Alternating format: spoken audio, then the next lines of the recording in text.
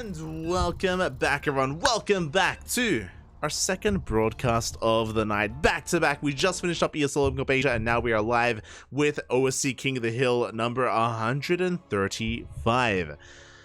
Oh boy, it's always a lot of fun whenever we have this event. For those who do not know, this is a weekly King of the Hill format tournament where we have one who reigns over them all. Spawning in the top left-hand corner of Neo Humanity, we have the current King of the Hill. We have the South Korean Terran player representing Team Abydos.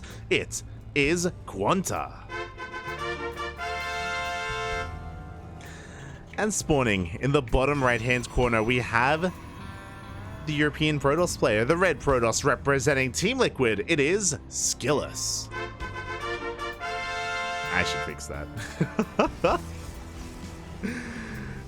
Here we go. What a matchup to kick things off. Again, because we were casting ESL Open Cup Asia, we actually did miss. Because I just fixed that up. We did miss the first series, and it was QuanTa versus Ashbringer. Not Asherbro, but Asherbro's long-lost cousin, Ashbringer, did go up against QuanTa, and QuanTa was able to bring them down 1-0 and is our current King of the Hill, but now he's up against one of the best Protosses in all of Europe. SKillous is insanely powerful, is arguably top 3 Protoss in EU, third place only to MaxPax and Showtime, of course, as they are top 2. And SKillous has been just on fire recently, has been performing so damn well. And it's going to be difficult to bring down the might that is SKillous, as SKillous is looking to vie for that crown, to vie for that kingship over the hill. We'll see if he can pull it off. QuanTa is, of course, one of my favorite Terran players. I love QuanTa so much. Has a unique style of play in general, not just TVP, as we are going to be able to throw down that CC on location. This is a Rax expand setup from QuanTa. SKillous was trying to be as annoying as possible, but alas was unable to delay that CC for too much longer. As we are getting into this, but yeah, QuanTa is one of the many up-and-coming Korean Terran players. When you think about QuanTa, you should be thinking of Jinio, Percival, HonMonO, and of course QuanTa himself. The 4 of them do form the 3 bears alongside Goldilocks. And QuanTa is mainly known, at least by me, known for his ZVT. He has a very peculiar style of ZVT, has a very interesting form of mech, and hopefully we can get into that at some point. But before we get into his ZVT, we have to get into his TVP, because he's up against one of the best Protoss in Europe, and SKillous is going to be opening up with a Twilight Council. Oh my god. Okay. Before that happens, the first adept is already across the map. Oh, there is no bunker on the low ground. The SCV is going to be going down, and this is a massive delay on the CC of QuanTa. Ay. Behind this, we are getting into a 1-1-1, but typically we would have a bunker down here to fill up with that 1 Marine to protect the SCV, to protect the natural, but it is going to be delayed.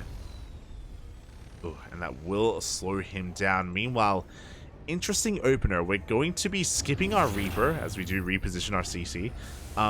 We're going to be skipping our Reaper. We're going to be going for some Hellions initially, just for some map control, just to slip on in and get confirmation of what the opener is. Behind this, we're going for a delayed mine drop. I say delayed, we are going to have quite a number of mines for it. As the Hellions dive into the main base, they get eyes on the tech. They see the Twilight Council, they see it researching. Ooh, but 4 probes line up already. Oh my god!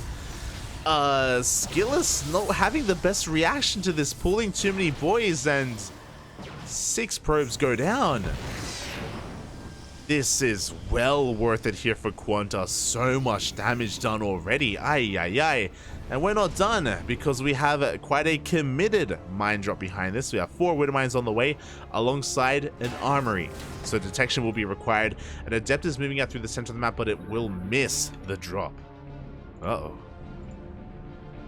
As the drop is moving out across the map, the adept is going to be threatening that natural, can shade past the bunker and head into that mineral line, and we don't really have too much to defend. But the wall up! The wall is not a wall. The adept gets in, we get a full scout of the main base. We're going to be able to even force some lost mine time, as well as the drop is still making its way in. The armory has been spotted. A robo is already on the way. The friendly fire! Ooh, that's a lot of damage. Meanwhile, the mines have been dropped. 2 workers go down in the main. Up! And we're only going to get 1 in the natural. We already have that robot. We have an observer on the way. We may reset one of these mines in the main base. It's going to be close as the observer is being chronoed out. There we go. Workers are being pulled away. SKillous not taking any chances. Ooh. As a couple more probes are going to go down, but only a couple. Oh, 12 probes in total. To be fair, a lot of those workers that died were because of the Hellions. The Hellions were just doing so much for themselves as we have another follow-up drop into the natural. Up! Delayed reaction. Oh, the workers! Ooh. As the mineral line goes down, 14 probes. The retargeting was real. A delayed reaction from SKillous, and he is in a world of hurt. SKillous does have a 3rd base, but he is down to 28 workers.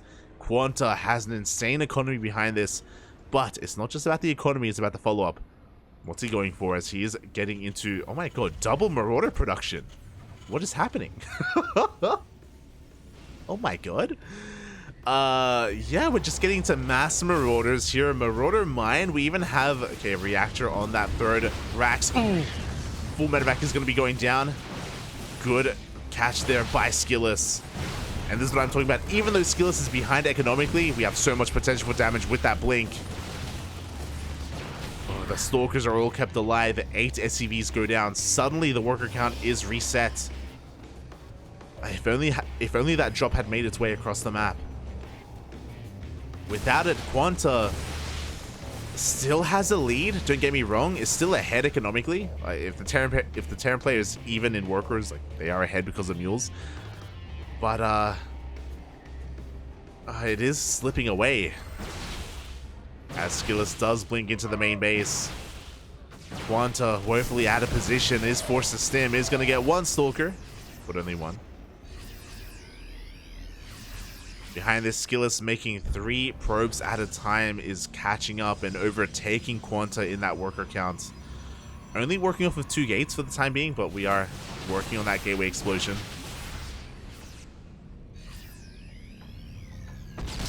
QuanTa isn't going to be going all in. We have a 3rd CC behind this. That bio army is slowly getting larger and larger, but emphasis on the slowly.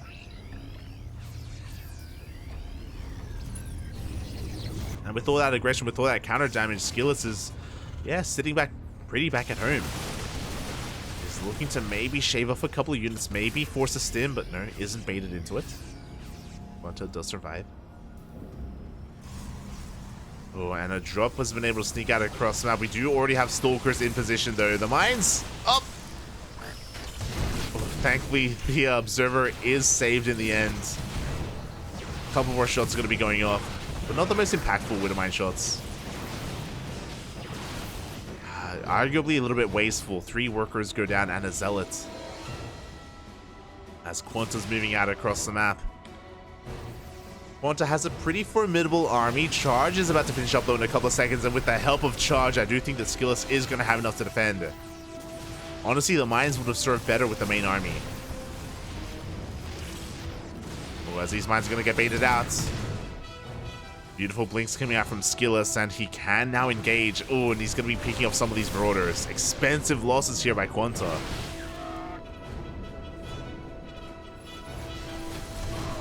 A nice cheeky mine shot goes off on the army. Behind this, QuanTa is looking to get their 3rd base up and running. Is about to be morphed into an orbital. And their composition is interesting. We have a prioritization of Marauders, and we're continuing mine production as well. We're going to have quite a lot of mines to work with. Up. As QuanTa even takes control of the Xel'Naga as well. SKillous now fully aware of the mine there at the Xel'Naga. Will be looking to clean that up. But QuanTa still has a pretty terrifying army. Did lose a couple of Marauders earlier, but has been able to keep that Marauder count up. As QuanTa takes control of the Xel'Naga. Oh, but we do have a Prism into the main base. Only a single Zealot being morphed in, thankfully. So QuanTa isn't going to have too hard of a time cleaning this up. Prism heading towards that third base as well, but QuanTa should be able to react in time.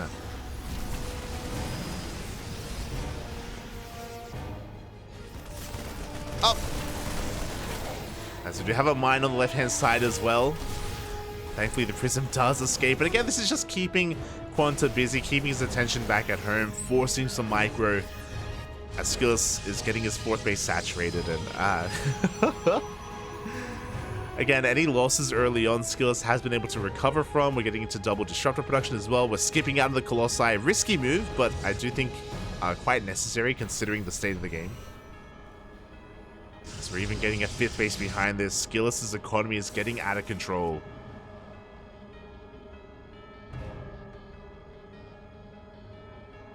QuanTa's army is so beefy. Oh my god, Mine Shot goes off, but the Prism survives! Ah! The Vikings should be able to deny the warp in. There we go, the Prism will go down. A lot of SCVs will fall to these Zealots, but now QuanTa can focus on his attack. Never mind, we have another run by here at the third base. Oh, QuanTa's economy in shambles. We're going to be forcing a delay, maybe even killing that CC. Oh god! That's a kill, not a cancel. QuanTa, he wants to fight so badly, but... But he can't. At every turn, he's forced to turn back around.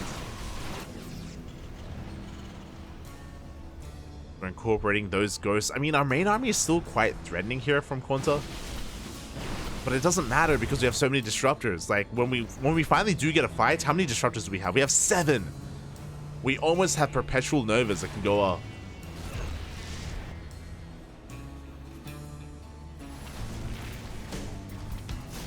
As even a ghost is going to be going down.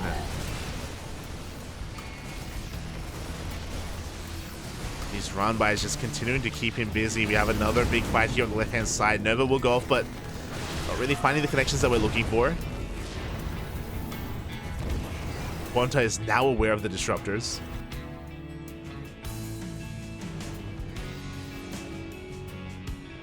And we're now going to be commencing Liberator production. I do really like the army overall of QuanTa. It's just his economy has been really lacking. You know, we killed the fourth base earlier. We haven't rebuilt it. We haven't resaturated the main base either. The SCV count of QuanTa is just, yeah, really far behind. As a result, SKillous is just out macroing QuanTa. Is going to be able to max out first with a higher quality army. Sure, a lot of this will come down to the engagement, but we have another massive Zealot run by being set up, and I worry here for QuanTa. Thankfully, he does have an army in position. Oh, we bait out the mine shots as well.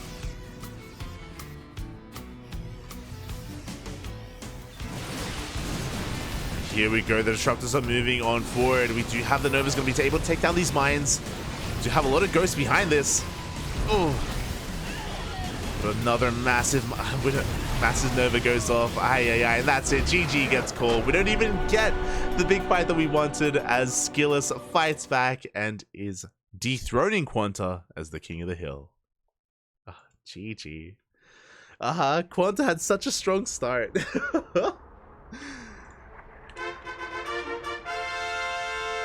QuanTa had such a strong start, but alas, it was the follow-up that was lacking. He was never able to really assert himself on the map.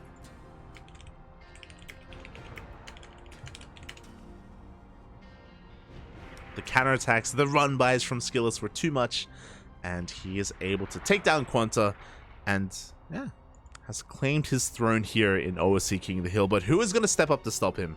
That's the question. We have 15 players in total. 15 players. One will be looking to face off against the other, and we're heading over to the land of Europe. Oh, let's go, Papi. It's just what we wanted. We're getting more of him. We were able to cast some DIMAGA earlier in ESL Open Cup Asia. He was looking quite powerful. He 2-0'd nice in the first round of ESL Open Cup Asia. We were lucky enough to cast that, and now he's showing his face once again. DIMAGA will be going up against SKillous in the next round.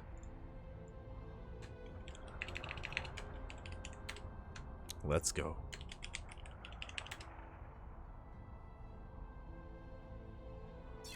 We have a contender. I have a contender that is rising up. And I do think that this is going to be a good one. I mean, again, it's still best of one.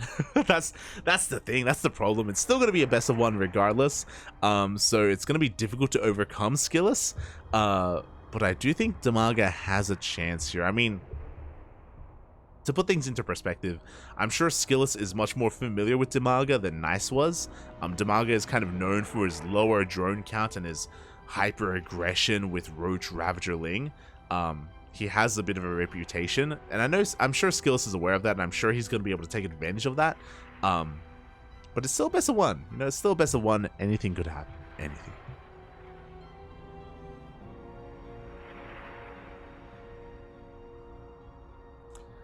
As we are getting set up for this. See Eba in the chat. Liquid. Yo, Eba's here? Papi, are you playing? Are we going to see some Eba later on in OSC King of the Hill? I hope so. I hope so. Aye, aye, aye. And hopefully some Zerg. And not some Protoss. Este Eba. Este.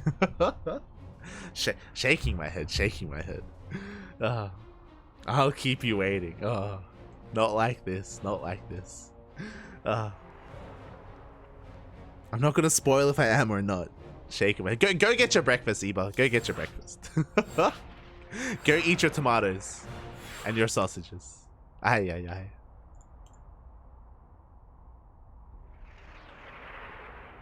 As we are looking to dive into this. Now I'm getting hungry. God damn it.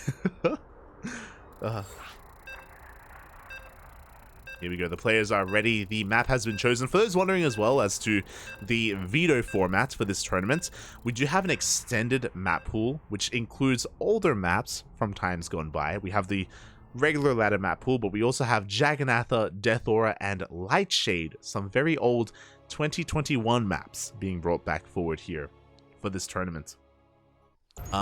The reigning King of the Hill gets one veto, and then it's the Challenger's map pick.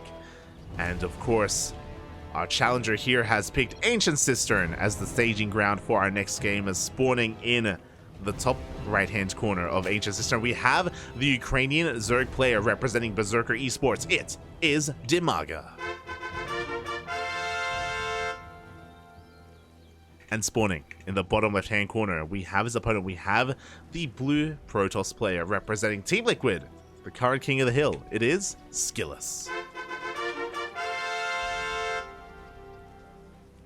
Oh, I should change that name. Sorry, I should change that color. Oh, that's not what I wanted. Oh, what have I done? Well done. There we go. There we go. Beautiful. Oh. So we are getting into this game. You see DIMAGA forces like the unnatural natural, as to be expected at this level of play. SKillous is here in time to force that delay. Get a bit of a scout off, and I'm really curious. I haven't been able to cast SKillous in a PvZ in quite some time.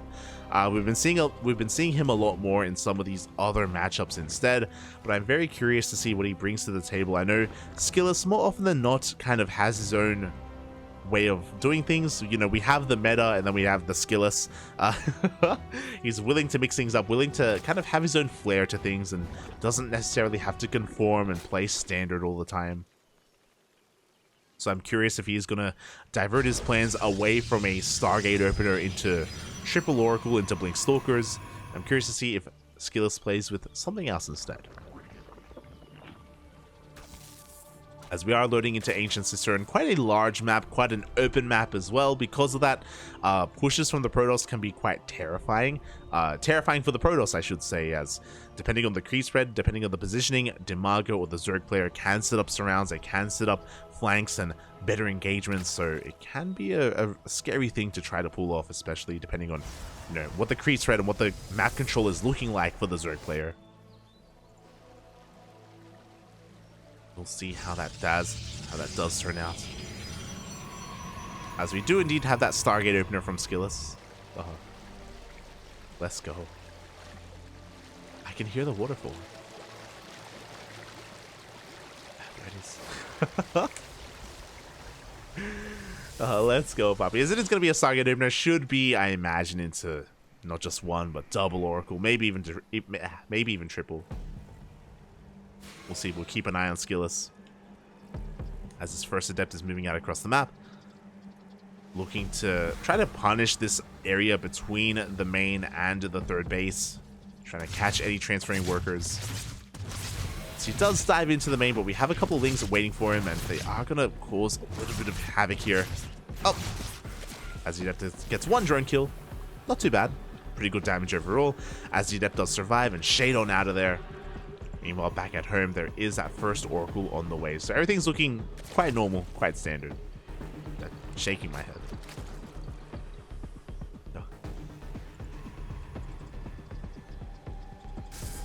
We'll see how this does turn out. Behind this, we should be seeing SKillous going for a third base momentarily. The first Oracle is already out, and as if on cue, there is that probe headed towards the third base location.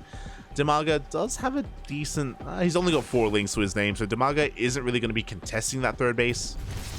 He's a little more focused on the defense back at home as... oh, another drone goes down. 3 in total. So some decent damage done here so far by the first Oracle. Is knocked down to half HP, unfortunately, but we're soon about to have a second, and there's that third Oracle on the way. Oh, and we have been cutting some corners. No spores. There is one spore on its way at the natural base, but none in the main and none at the third. SKillous is looking for that damage. Oh! Very quick reaction there from DIMAGA, able to morph in that spore. And the Queens do fend off the Oracles in the main base. DIMAGA minimizing his losses. Nice moves. Able to keep his workers safe and sound. Behind this, we have the Twilight Council. We have the Forge. I was talking a lot about how, you know what, SKillous, sometimes he can do his own thing. Well, this time, no. This time, not so much. He is going to be going into +1 and, oh, charge. Not blink, to be fair. So more of a charged out Archon composition instead. A little bit more robust. Less flexible than Blink Stalkers, of course, but can do quite well against more Ling-heavy compositions. DIMAGA is going to be losing some of these tumors on the front lines. Just, you know, focusing on his defense for the most part, just saturating his 3 bases. Nothing too crazy from DIMAGA. Throwing down that Roach Horn, throwing down a Baneling Nest as well. He was able to get his lair, I believe, at around the 4-minute 30 mark, so a standard lair timing here from DIMAGA. Nothing too early, nothing too crazy.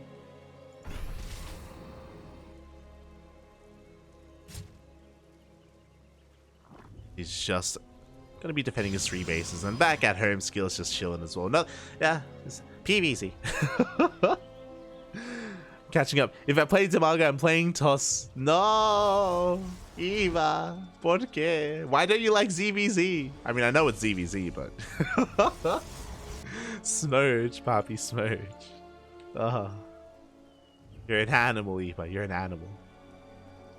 Look, whenever I think of you playing Protoss, I think of your series against... I think you played Protoss against Soul Spirit a couple of weeks... like maybe 2 months ago. In Ascension League. That was Smurge. That was a hard series to watch, Papi. Not gonna lie. Watching your Protoss against Soul Spirit, not like this. Not again. Ay. As SKillous is going to be looking to be active with their Archons initially here, just for some map control. At the same time, DIMAGA is going to be moving out with his Lings. We do have some Oracles in position, but we're going to be getting a surround on this 4th base, and we should force a cancel.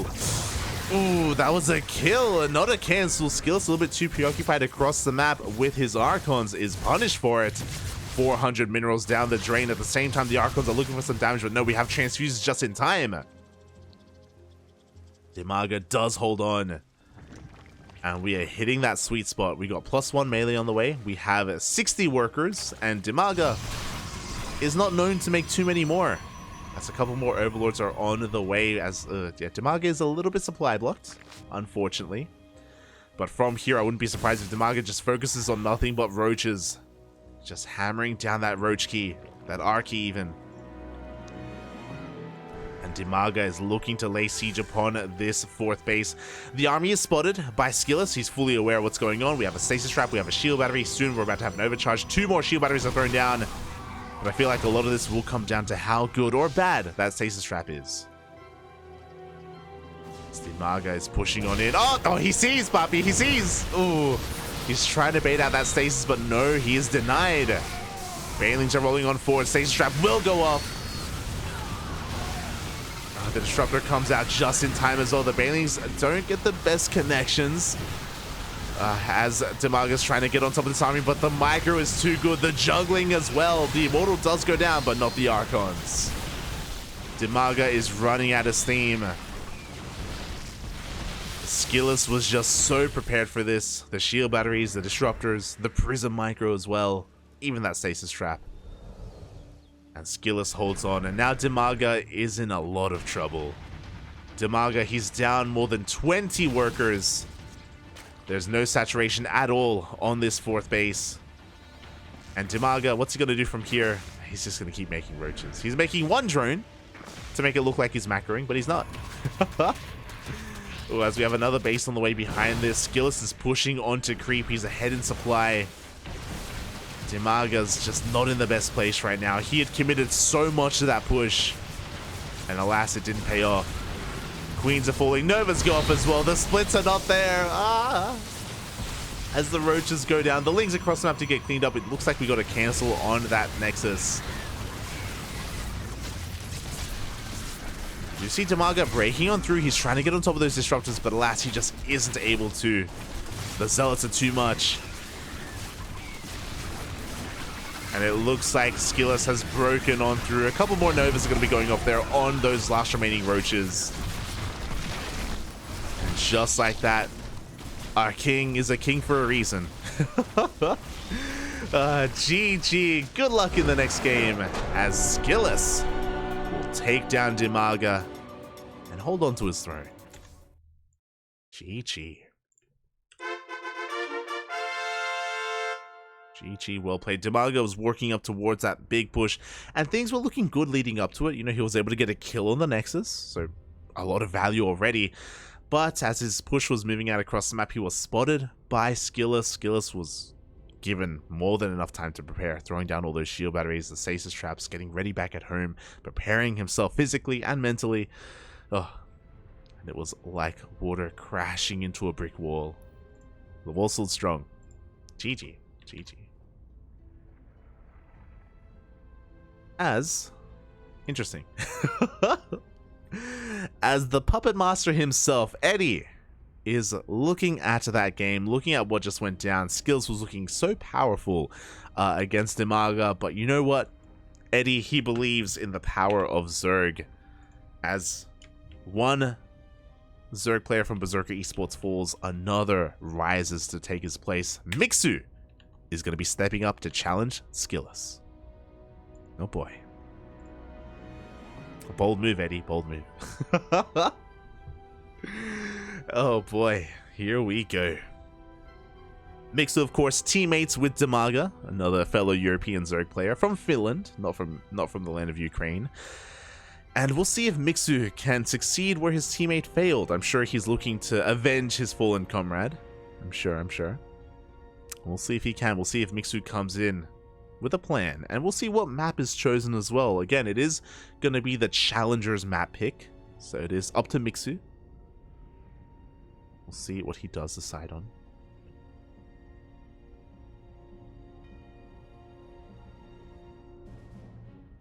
Catching up in the chat. Eva with some copium in the chat. Look, I swear it was a bad and unlucky showing. Sure thing, buddy.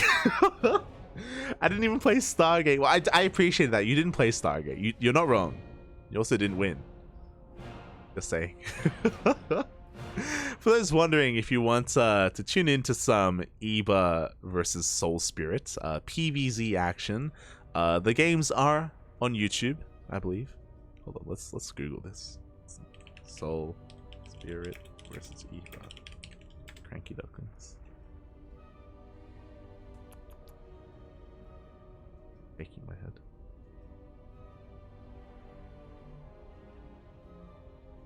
Want to tune into some Soul Spirit versus Eva? Then it's in the chat. Hi.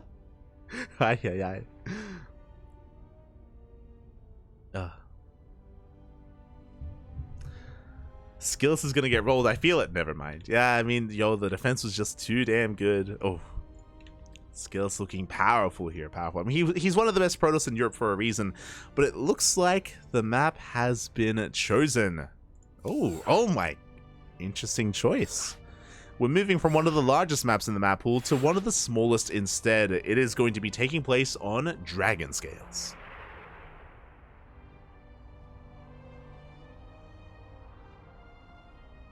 Meo is also here. Potentially. So, I'm not privy to the player pool. It's up to Eddie. It's up to our lovely OSC puppet master to dictate who gets fielded and who doesn't. And we do typically have some Southeast Asian players like Demi, MeomaikA. They are typically the players that do come out, and they may be playing tonight. Maybe. Fingers crossed.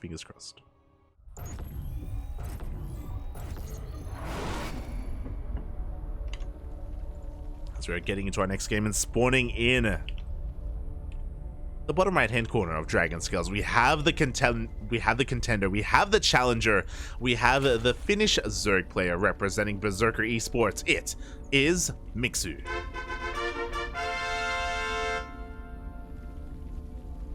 And spawning in the top left hand corner of Dragon Scales, we have his opponents. We have the current King of the Hill with 2 wins under his belt, representing Team Liquid. It is SKillous.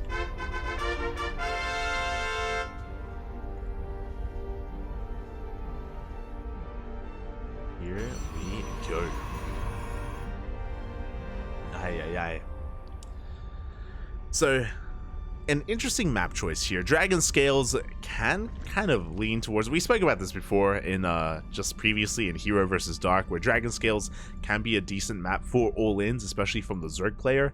But as I say that, whenever I think of Mixu, I think of him as more of a standard player. He thrives in the mid game, sure, but I don't necessarily think of him as being too cheesy, to be honest.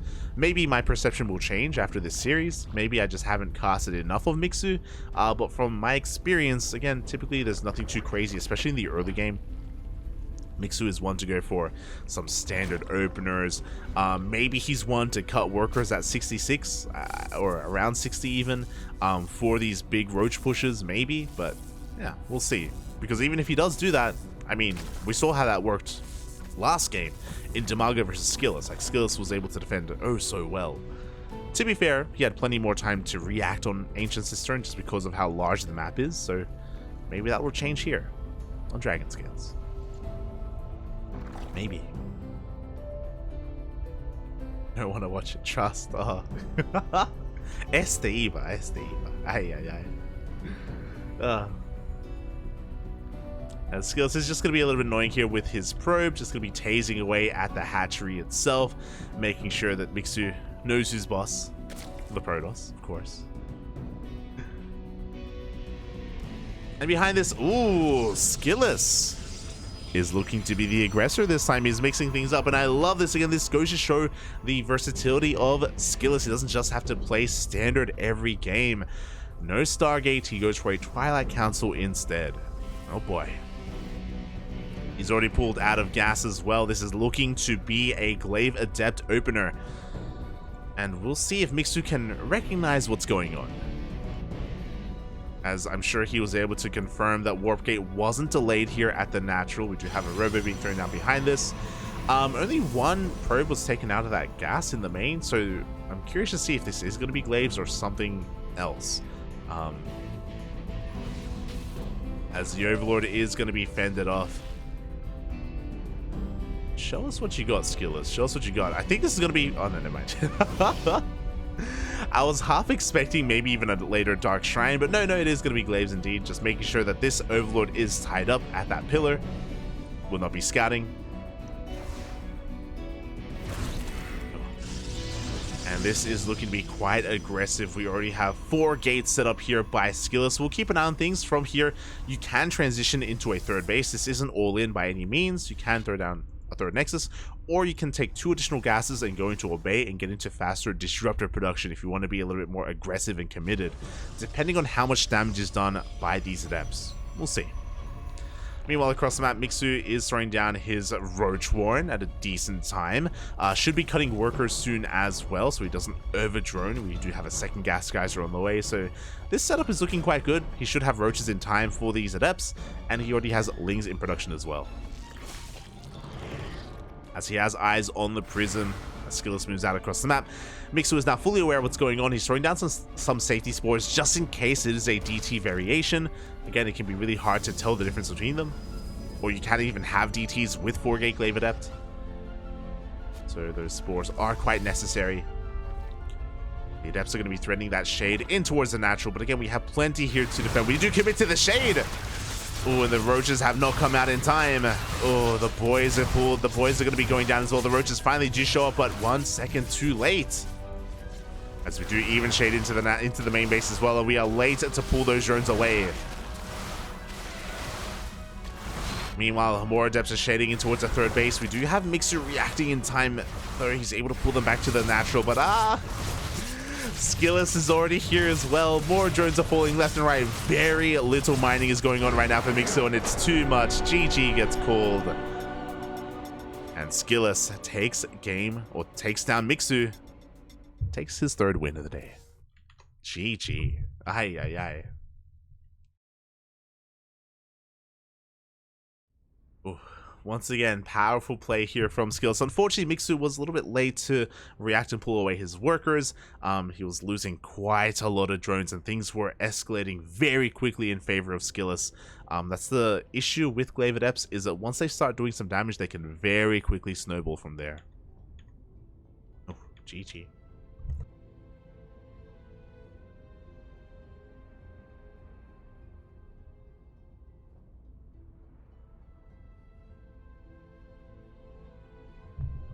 GG, well played. And with that, SKillous is going to continue to reign as the king of the hill, but we're going to have a new contender. We already have a new challenger.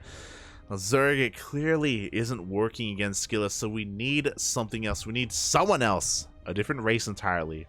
Still from the land of Europe, but it's time to whip out one of the many pink Polish Protoss players. Oh boy.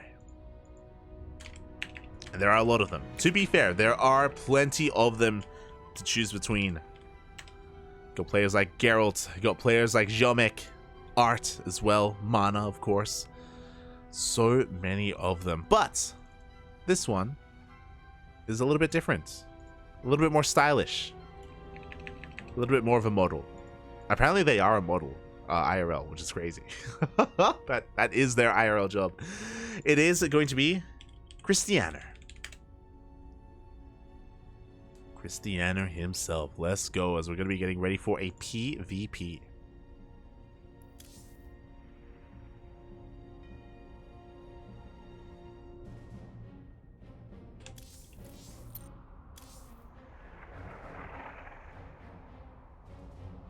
And this is going to be a pretty close one, just because Krystianer is one of, likewise, another really strong Protoss player in Europe, in Poland as well. I do think that when I think of the best Protoss players in Poland, at a time I would have considered Art up there, but Art has taken a bit of a step back. He isn't as active as he used to be. Same with Geralt. I do think that Geralt was really cementing himself as maybe the number 2 Protoss, just behind Mana. But he has been taking a bit more of a step back recently as well. He hasn't had as much success as he did last year. So you could definitely make an argument for Krystianer as top 2 or maybe top 3 alongside Geralt, alongside Mana, as one of the best Protoss in Poland. Oof. And this PvP can be quite terrifying. Definitely can be.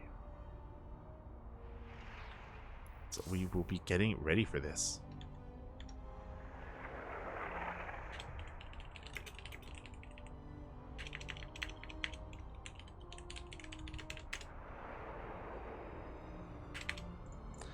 Just waiting for the players to get ready and to conduct their vetoes and figure out what map they want to be playing on as well.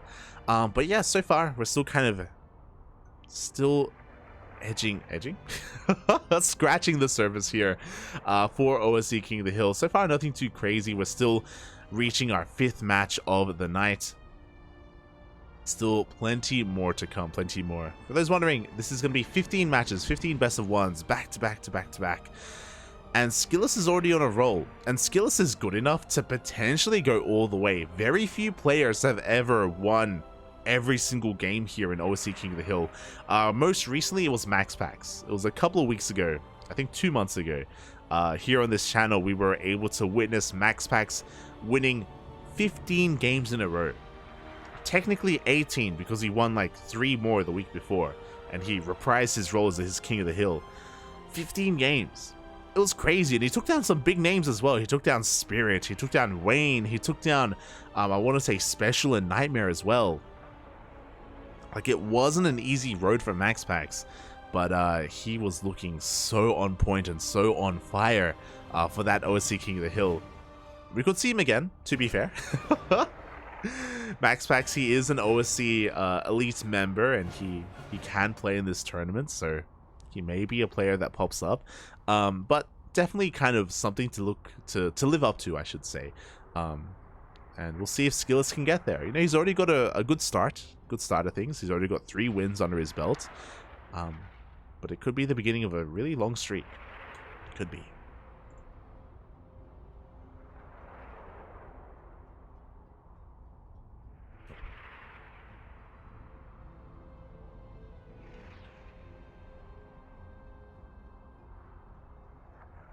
Catching up.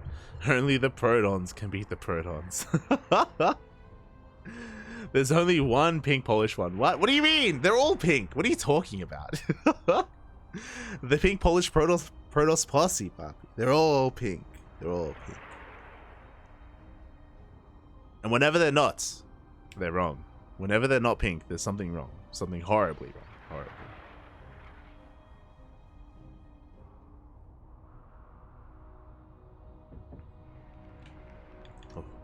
As we are currently just waiting for Krystianer. We're waiting for him, papi. We're waiting for him. Ay. Waiting for him to rock up. Look, if you Protoss, you have to be pink. You have to be pink, or you have to be purple. That's the other acceptable color. Kappa.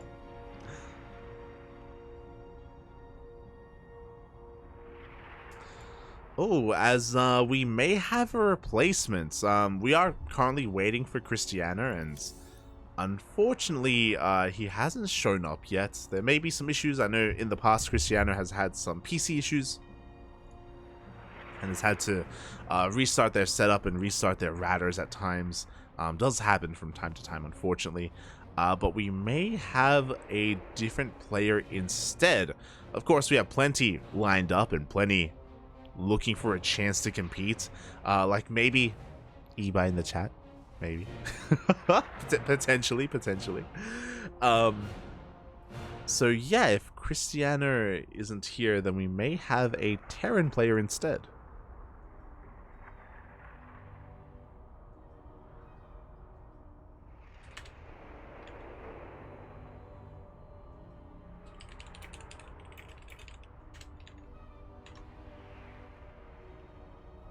We'll see. Just setting things up, just in case.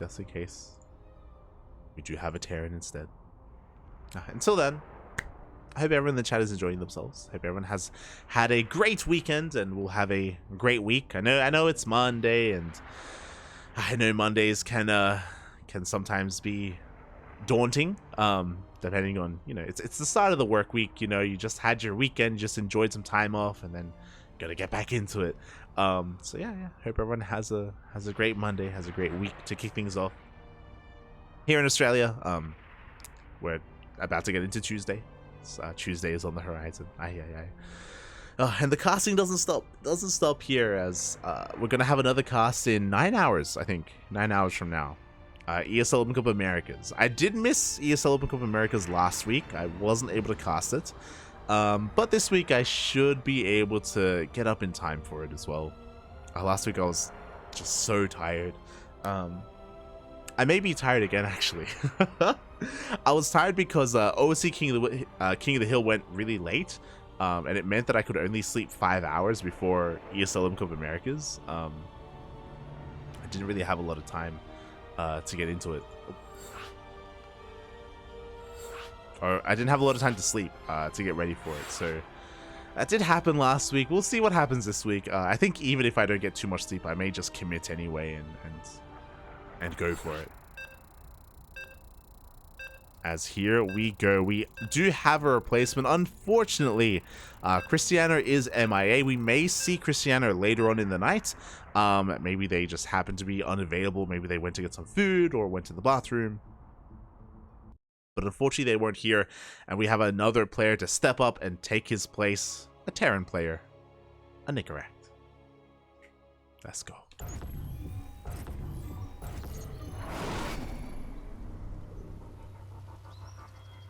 As spawning in the bottom left-hand corner of Ancient Cistern, we have the contender himself. We have the red Terran player representing Storm Gaming. It is Nicoract.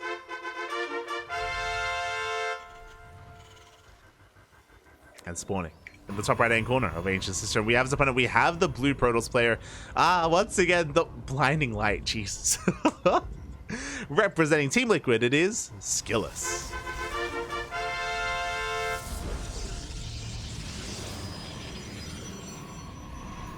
Let's go. What happened with Krystianer? I'm not too sure. We don't really know what. Hello? No! But we don't know what happened. Hopefully nothing too serious. And again, hopefully we get to see some more Krystianer later on down the line. But he is missing in action. He is unavailable.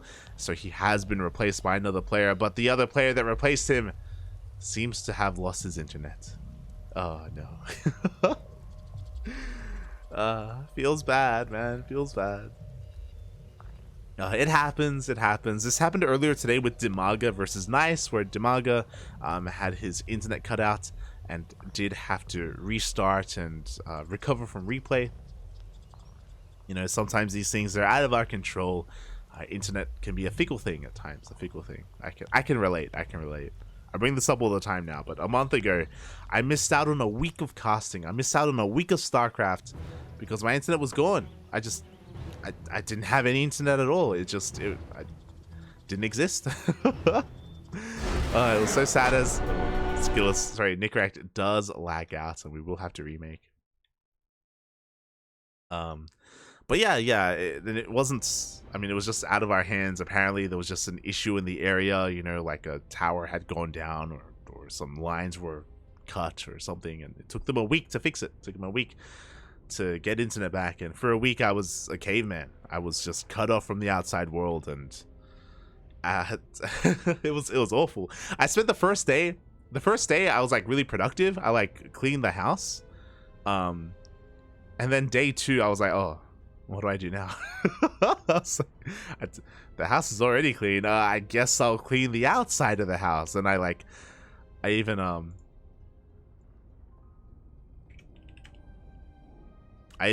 cleaned the windows. I cleaned the windows outside the house and like the railings of the roof and everything, because like I just didn't have anything else to do.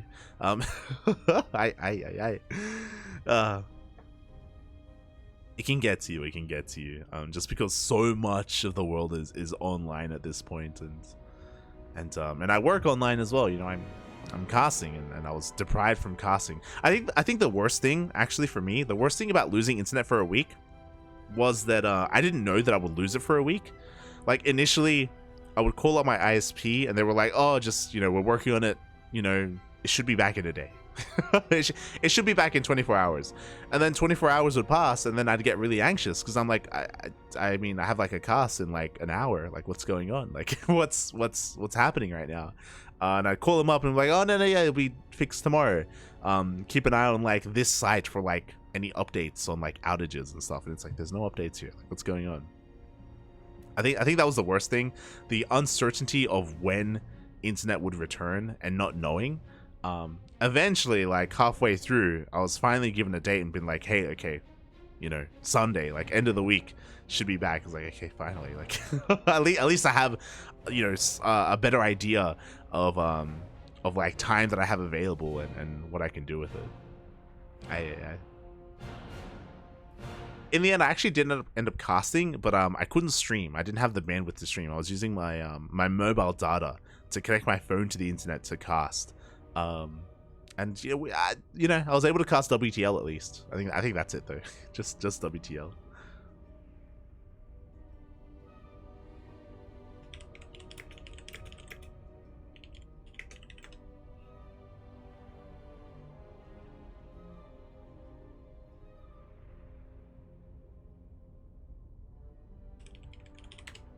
I was an animal, Bobby, an animal.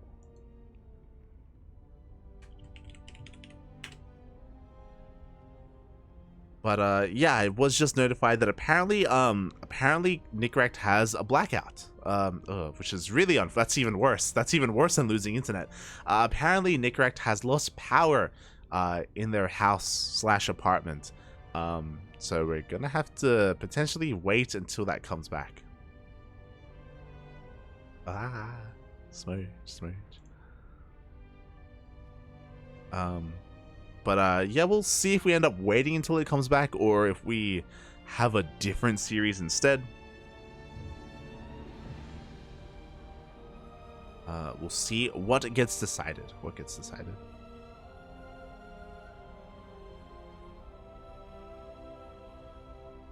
SKillous' secret weapon, true. You think you're safe? You think your internet is safe? No, Papi, no.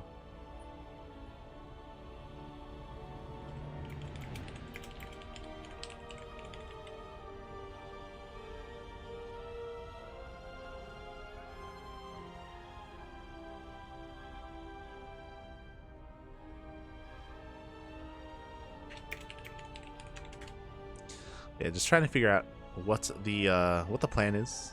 What is the plan? Especially because, fun fact, Krystianer is now available. Krystianer was, you know, missing earlier, but is now available, so we could have our original plan. Could have our original matchup. Especially because we don't know when Nicoract is going to come back. Like, we don't know when the power will return, if the power will return tonight as well. So I don't know if we're gonna have an ETA on that. So yeah, a little bit unfortunate. Regardless, you know, we're content to wait. We have all night. Who needs sleep? No, we don't need it. It's fine. Aye.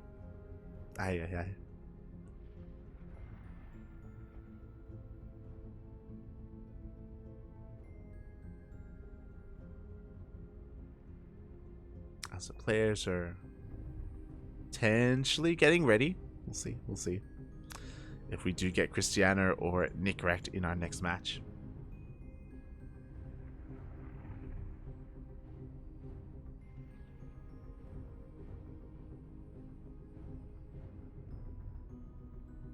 But yeah, outside of that, still have plenty more games to go. I also won't be solo casting for the entire tournament. I don't mind saying that, but I will be joined by a co-caster later on in the evening. Later on, though, still a little bit too early for that.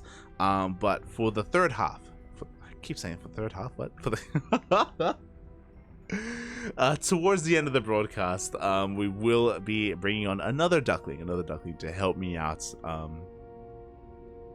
Help me out towards the end. The third is what I should say. Third of the broadcast. Well, yeah, until then, I'm gonna be on my own with my plushies, of course. Where's my... Oh. With my lovely plushies as well. I actually haven't, fun fact, the Derp Fester and the Overlord arrived, but I haven't really, I haven't set them up yet. I don't really have the best room for that. In the past, for DreamHack broadcast, I would set up all my plushies on my bed behind me, just to show them off. Like, I don't really have like a shelf or anything, unfortunately. I don't really have anything to like hang them on, but maybe one day.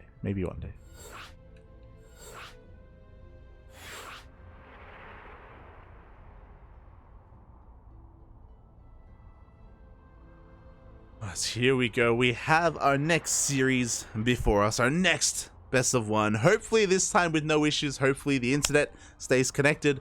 Hopefully we have electricity. And we've got everything going for us. Por favor. As Krystianer is rocking up once again. He is here this time. Can confirm. And it is going to be that PvP that we were looking forward to earlier. It is going to be that SKillous versus Krystianer. Let's go, Bobby. Let's go. And best of luck. Best of luck to Nicoract. And hopefully everything is okay. Hopefully nothing too serious is going on. And power will return. Fingers crossed.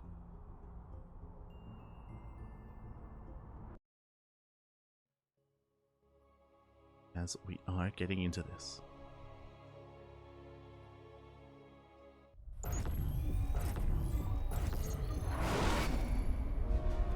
And spawning in the top left-hand corner. Top left-hand corner of Dragon Scales, we have the challenger, the contender, the would-be usurper, the, not pink, shaking my head, the red Protoss player from the land of Poland representing Team Blazer. It is Krystianer. And spawning in the bottom right-hand corner of Dragon Scales, we have his opponent. We have the current king of the hill, the red Protoss representing Team Liquid. It is SKillous. Oh, we have some StarCraft. Let's go, Bobby. Let's go. Oh, it's beautiful. All right. Let's go. Let's get our minds into this as we already have an interesting opener. So SKillous is going for a gate expand, which makes sense. Gate expands are very common on maps that have ramps leading up into the natural. So an economic opener coming out from SKillous. Krystianer, despite the map, is going for a 2-gate opener instead. This is very suspect, and this is very aggressive coming out from our Protoss, from our Polish Protoss player. From this, of course, we can get into faster units. We can start to apply pressure across the map. Likewise, Krystianer is also forcing a delay on the Nexus, throws down that pylon, going to try and slow down SKillous while he gets into his 2-gate production. Now, I imagine, especially if SKillous does commit to taking this natural base, Krystianer is going to be committing to a 1-base all-in. We'll see. Krystianer, if he wants to, he can go into a Nexus from here. He can go like 2-gate, skip a warp in, and go into a Nexus if he wishes, or he can throw down another gateway and like a proxy and a robo and just go all in. We got options. As the Zealot is forced out, the pylon does finish. We throw down a cyber core as well, so the delays will continue. SKillous should be forced to throw down a tech structure, and there we go. The probe does head on over, and we should be seeing a Stargate. There we go. Stargate is thrown down. So again, because of all these delays, SKillous is forced to change and adapt their plans, head towards that Stargate. Meanwhile, Stalker production is commencing. We do have a probe on the low ground though, so it looks like Krystianer will not go all in, or should not. As the Cyber Core will finish, and again, just delay even further. SKillous throwing down a shield battery just to make sure he's safe and sound. Of course, SKillous will have less gateway units in general to defend, but will have that high ground and the shield battery to hold on to the natural. As SKillous doesn't know if it's an all-in or not. SKillous doesn't know if there's a Nexus or not. As the first couple of Stalkers are about to rock up as well, and what do we have to defend? We have a Zealot, we have a shield battery, and we have a Stalker in a couple of seconds as well. That shield battery is taking quite a number of hits. It looks like Krystianer is going to be forced back. We do have an Adept across the map, but Krystianer does throw down that wall.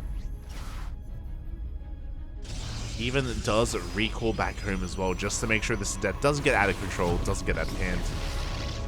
Ooh, Adept will shade on past, but with the stutter stepping up, oh, the Adept will go down. Very nicely handled here by Krystianer. Meanwhile, with the Stargate opener, we're going to be getting into an Oracle. Ooh, we're a little bit supply blocked, unfortunately, but the first Oracle is going across the map. Krystianer is fully aware. He scouted this, and he's already in position with his Stalkers.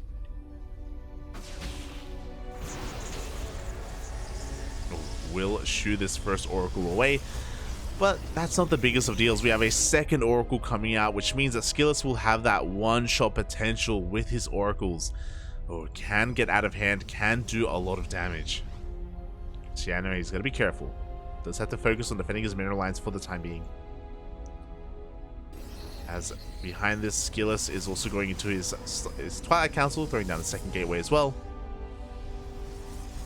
Third gateway, actually. Oh my god. Okay. SKillous, you have my attention. As I'm going to sneeze. Of course, Krystianer is going to be getting into Blink first. Is situating his Stalkers. At his main and his natural. I just sneezed. It's all good.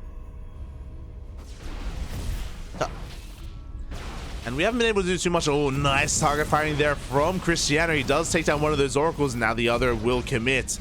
4 probes do go down. Oh! And will barely escape with that 5th probe. Now, was that worth it? The answer is no. Losing an oracle for 5 workers, oracles provide a lot of utility, and ideally you do a little bit more damage. Meanwhile, the Stalkers, they try to catch out the oracle, but they barely do not get it. Nice movement overall from Krystianer. Meanwhile, we don't just have 3 gates, we have a 4th gate on the way. Quite a lot of production available here for SKillous. With that blink, he's going to be able to get into a mass amount of Stalkers. Before that does happen, though, Krystianer is going to be advancing, is going to be moving out on the map. Does have the Stalker advantage. When he does spot the probe head towards that 3rd base. Does have blink, SKillous does not. And we should be looking for a cancel on this Nexus. Oh, we do miss a shot there. Pylon goes down, and oh yeah, I mean, SKillous has to be very careful. We do have the high ground, we have the concave as well. Blinks are coming out, but SKillous gonna be fighting back a little bit better. Up. Oof. Does have the better blinks. He does force his opponent back. At the same time, it looks like we did have a bit of a counterattack as well. Krystianer losing 5 of his workers.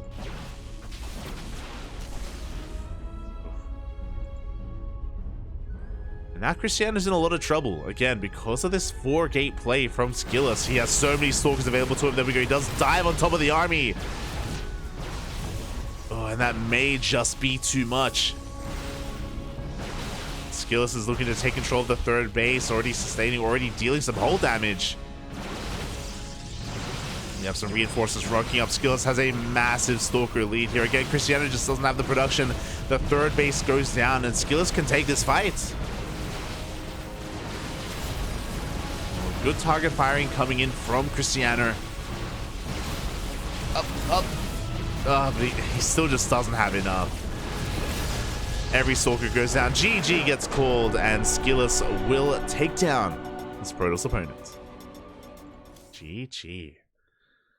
Oh my god, we actually never saw Krystianer was never able to scout the main base of SKillous, so he never saw the additional gateways. He didn't know that SKillous was going to 4 gates, so he just had better production. He just had more Stalkers than his opponent, and Krystianer was kind of baited into being aggressive.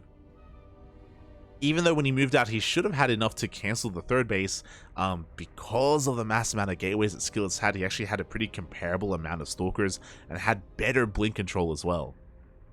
Impressive stuff. Impressive stuff. GG, well played. SKillous will take down his opponent, and he moves on as the King of the Hill. There we go. Our first 5 matches are in the books.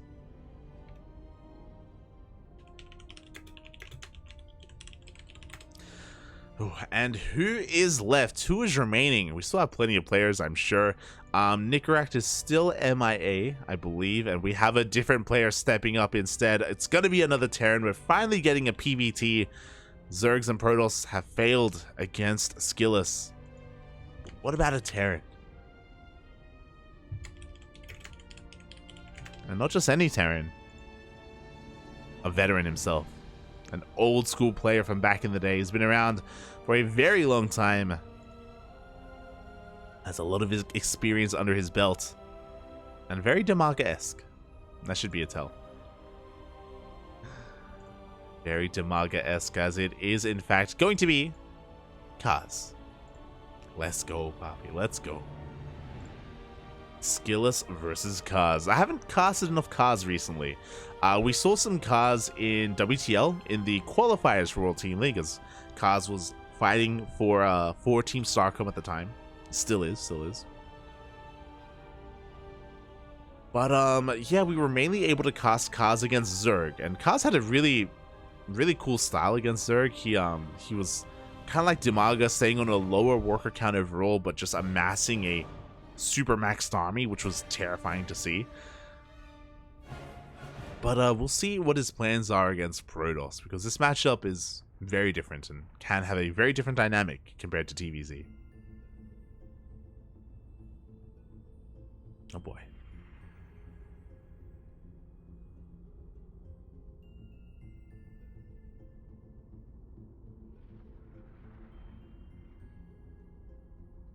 Let's find out.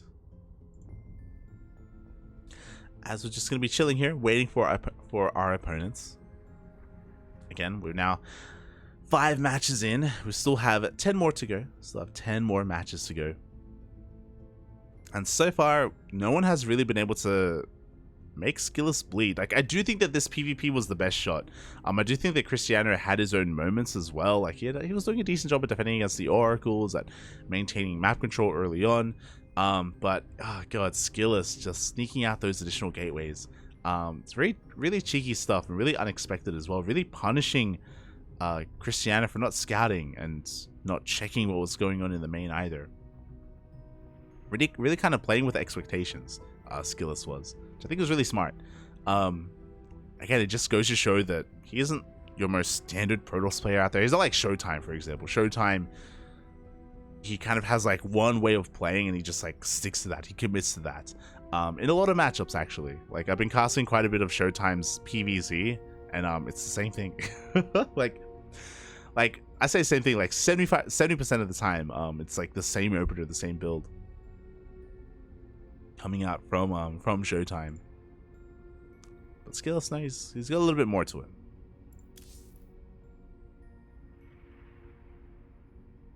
Here we go. Thankfully, our player is here. I was a little bit concerned. I was like, are we gonna have to replace another player? Like, not like this, Poppy, not like this. But thankfully, he has arrived. We have our contender, we have our Terran player, and we will have our PVT. Don't you worry.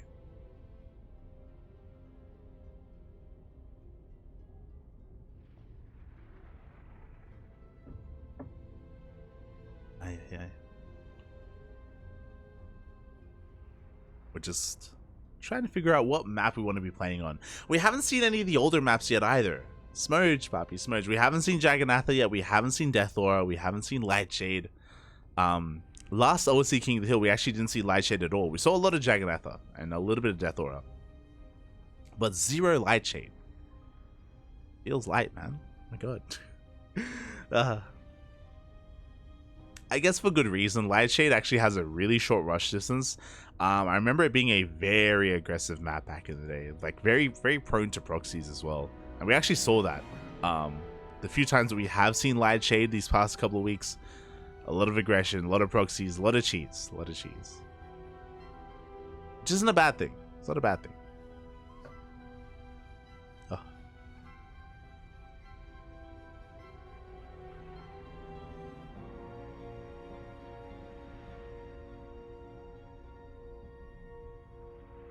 We are getting into this.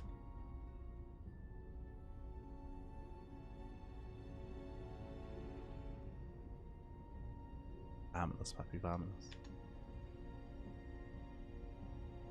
I see him in the chat. No one can beat the Protons. Cars. I love cars. Oh, let's go. Trifax. Yo, we're gonna see some Trifax later on as well. Let's go, papi. Let's go. I haven't casted Trifax in so long. I say that. We casted Trifax recently. What did we try? We casted Trifax in the OSC mid-season playoffs. That's it. That's it.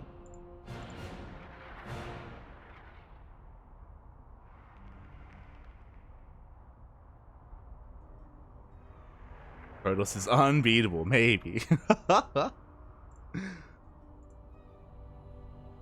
I played Toss vs DIMAGA in that tournament and lost 2-0 and got locked out. Well, yeah, because you played Toss vs DIMAGA, mate. What's wrong? God damn it. Eva. Why do you avoid the ZVZs? God damn it. I can't remember the last time I casted Eva in a ZVZ, actually. It's been so long. Does Eva even know how to ZVZ anymore? Is it over? Switch to Protoss then. Cap. Hello, Cynical. Hello. Welcome. Always good to see you. For those who don't know, Cynical is a wonderful Wikipedia admin and editor. I think more than just an editor. I think Cynical probably has his own title over in Wikipedia, but one of the big contributors to the channel, to the website. Probably should. Why are you doing this to us, Eva? Why are you doing this? Shaking my head. Also, it looks like we need a couple of minutes before we get into this, so it's all good. Just a small break.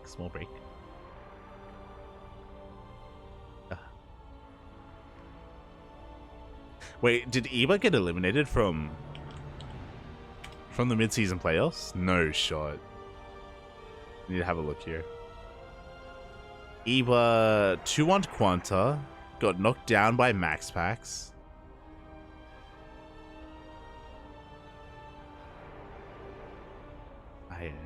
Este Eva.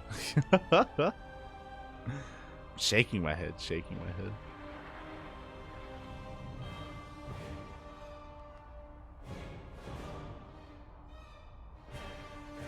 Oh, thank God. Looks like we're here.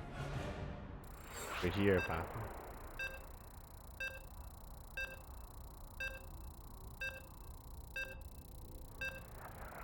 God damn it.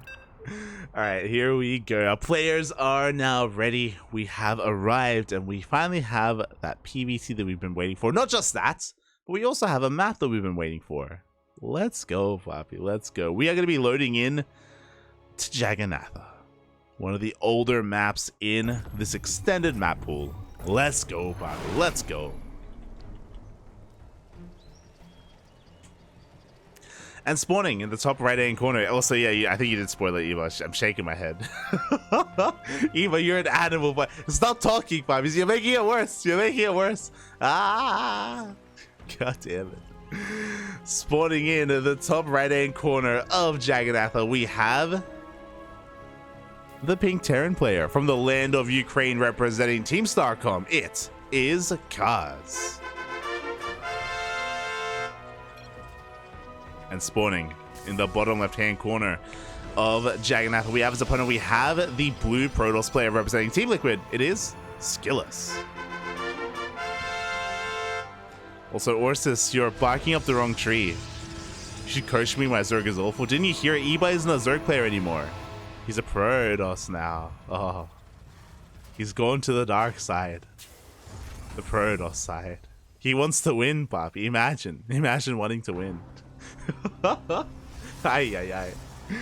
As we are getting into this, and once again, it's great to see Jagannatha once again. Oh, it's beautiful. It's so luscious. It's so green. It's so speedy with all these speed zones.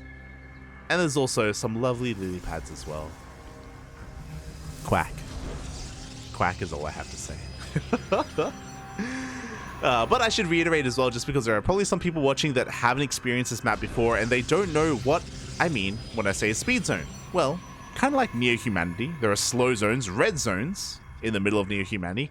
Here on Jagannatha, we have these big green zones, and units do speed on through them. They do get a speed boost when they are within them, and it can be a little bit absurd at times. It can be quite terrifying as well, and yeah, it's quite nice. They do sometimes come into play. We have seen engagements and battles occur around these areas of the map.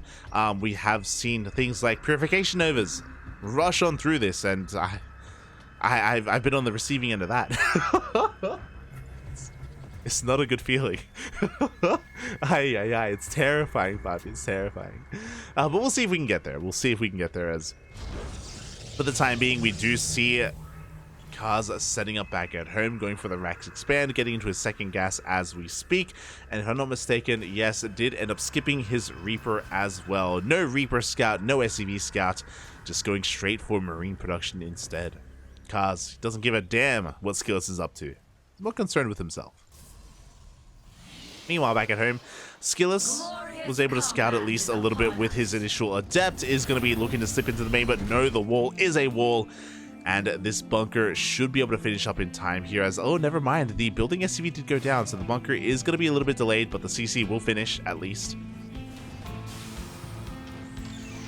And the natural is safe and sound from this Adept. Back at home, SKillous is not going for a Stargate. We have a Blink Stalker opener instead, or Twilight Council opener into Blink. We'll keep an eye on that gateway count to see how committed SKillous will be. Behind this, Kaz has done a good job at just keeping SKillous in the dark, just making sure that these Adepts don't get too much scouting information as they do dip in. And once again, the wall is a wall. Marines are looking to deter them, and we are getting into some mine production. What's interesting about this is that we don't actually have an add-on swap, so we're just making one mine at a time, and we are getting the medevac on the way as well. So this is looking like a Marine mine drop. Yeah, let's go. I've seen this pop up from time to time. It's good to see it again. Meanwhile, back at home, we're getting into our gateway explosion. 2 additional gates are on the way. 4 gates in total from SKillous.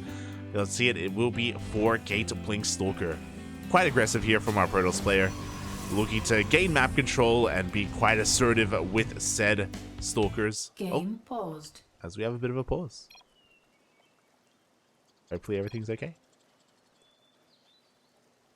Hopefully everything is okay. Oh. SKillous just needs a moment to prepare themselves to get ready. We do see that mine drop is going to be headed across the map as we speak, and we'll see what comes of that. Catching up in the chat. Uh-oh. The question is Eba naughtier than my nephew? What does that mean? Do I want to know what that means? Hi. Uh-oh. Hello, Rooster, hello. Oh, Eddie's in the chat. Oh, don't worry. You saw nothing, Eddie. Don't worry about it. Oh, never mind, Papi. Never mind. We can clear the chat. It's okay. It's okay. Oh. As yeah. Hopefully everything's all right. It's very possible that maybe some Uber Eats has arrived. Some food is at the door, and SKillous is just making sure he gets it. I'm jealous. I'm actually quite hungry now.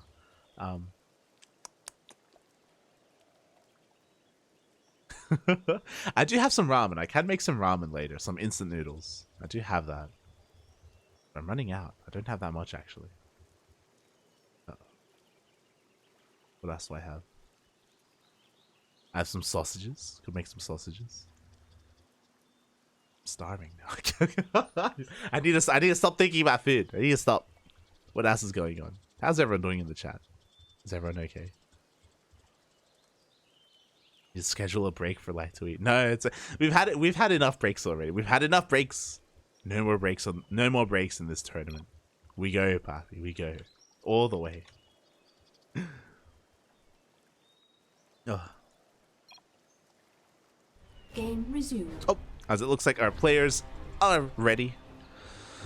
SKillous has his food, and we are good to go.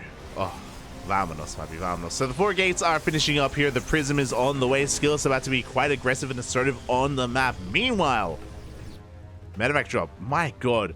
Instead of skirting around the edge of the map, by the way, Kaz had no fear. He just made a beeline through the center of the map. Maybe making use of that speed zone, I guess. But that was a bold move out of Kaz. As here we go. The drop is being set up towards that natural base. Just 2 mines. Nothing too committed here. But do we have a reaction? We do. As SKillous does pull back in time. Oof. 3 probes go down. And it looks like the mines will be saved. Oh no. No, come back. No. Papi. Oh. 1 mine is left in the main base, but here we go. SKillous is focusing on his assault instead. We have a tank on the low ground, not on the high ground. We blink into the main base. The production is exposed. The tank will be exposed as well. The auto turret goes down almost instantly. My god. No HP whatsoever on that. But the tank is able to siege up in time. But no, we blink on forward. The boys are being pulled. And SKillous takes down every single tank with the death of those tanks. That may just be a little bit too much. The Marines are doing what they can, but alas, there is no stim. Oof. It looks like we are able to force SKillous out of the main base, and at the same time, that mine did quite a bit of damage. 7, 8 more probes going down. The mine does get saved. Oh no! And we got another mine shot going off in the natural as well. Cars popping off, crippling the economy of SKillous, but at the same time, SKillous is not done. He wants more damage. So many of these SCVs are in the red, and he wants them, Papi. He wants them so bad. Once again, the boys are going to be pulled. It looks like Cars, he needs to keep it. He wants the prism. Ah, but he still doesn't have stim. He never started stim. There's no tech lab on any racks at all. Oh, I see. I see now what's happening. Oh god, and we are just denying any kind of mining here in the main base. Prism will survive. And these Marines have to be so careful. The tanks are slowly leapfrogging forward. There is no way out. We should be forcing a recall. Up! Oh, we don't care about a recall. We just blink on forward anyway. Another tank goes down. Looks like the Vikings should be able to shut down this Prism, and with that, that'll be the end of the aggression here of SKillous. Oh, can he get the Raven? Oh. We blink forward in range of the tank. The Raven survives. But Kaz, his worker count is not looking too good, Papi. it's not feeling too good, Papi, as we are down to 25 SCVs. We have successfully defended on 2 bases, and we were able to deal some counter damage across the map as well, but unfortunately, stim is so delayed. Our upgrades are so late. Because of that, we can't really be active. We can't really move out across the map. It's just not happening. Also, did we lose the starport? We're good. I'm just blind. Ugh. As SKillous takes down the bunker, he wants the tank as well. Clutch Repair is able to keep the tank alive, this time at least. Kaz will hold on 2 bases. But the reality is that SKillous has map control with these Blink Stalkers. Without stim, we can't really move out, and SKillous is free to expand, take a 3rd base, focus on probing, focus on his economy, and recovering from his losses as well.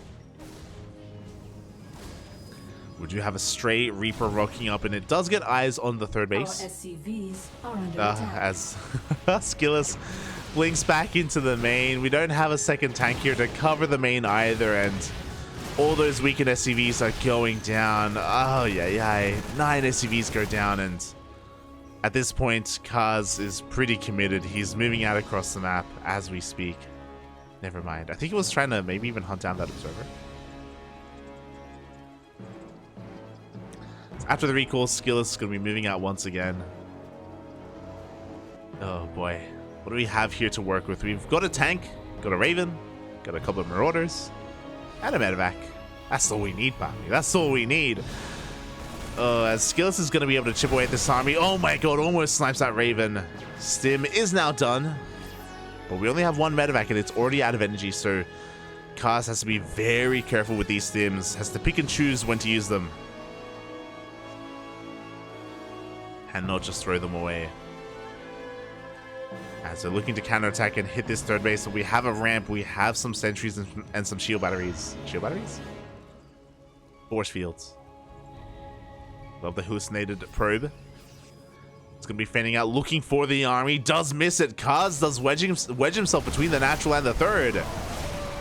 Good siege, but the Stalkers are coming from behind. No! Kaz more focused and concerned with diving onto the army. He does get the disable on the Immortal. The boys are being pulled. Ugh.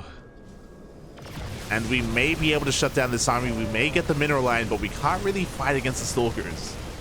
We're gonna try. The Nexus may go down. Can he get the base? Up! Looks like he will not. The Stalkers clean everything up. We got a lot of probe kills, to be fair, but SKillous still has the base advantage and the worker advantage. Kaz just now starting the 3rd CC. It was a good effort, don't get us wrong. Like, a lot of damage was done. You know, we killed the mineral line, we got the sentries, we got the immortal as well. It wasn't a bad fight, just unfortunately it had to do more. Unfortunately, we're just in such a bad position here. Do you have +1 on the way, on the horizon? You know, 3rd CC on the way as well, I guess. Behind this, SKillous getting his 4th base up and running. We are now getting into splash damage. The Bay is done. The AoE is on the way. And that's just going to make it more difficult for Kaz's army to really get anything done. We're going to be rotating over and skirting the edge of the map. This will avoid the observer, so potentially Kaz can sneak out and get a cancel on this base. As I say that, the army is rotating over. Not the biggest army. We have a Colossus, but there's not that much to protect it. Uh-oh. And we may just catch this army out as we do have a choke point. We do have some sentries. Show us the force fields. 1 sentry goes down. And we're just going to pick up and dive into the main. Okay, thank God. Thankfully, we do scan ahead of time. We spot the stalkers and we will back off.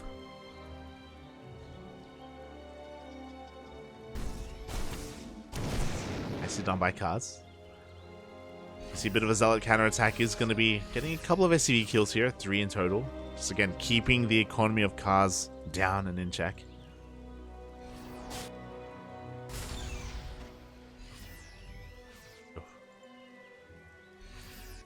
With that, SKillous once again has the map control. He's got his bases. We have a prism on the way to reinforce, to harass across the map. Kaz has a decent army though. We've got 17 Marauders. That's a lot of Marauders. And again, we don't really have that much protecting these Colossi. I'm really concerned here by the lack of gateway units for SKillous. Like, he's getting a 5th right now. Like, he's maybe being a little bit too greedy.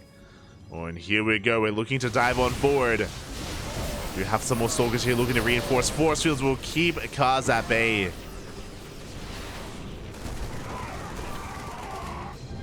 Another zealot run by is going to be cleaned up. Let's get another 6 workers.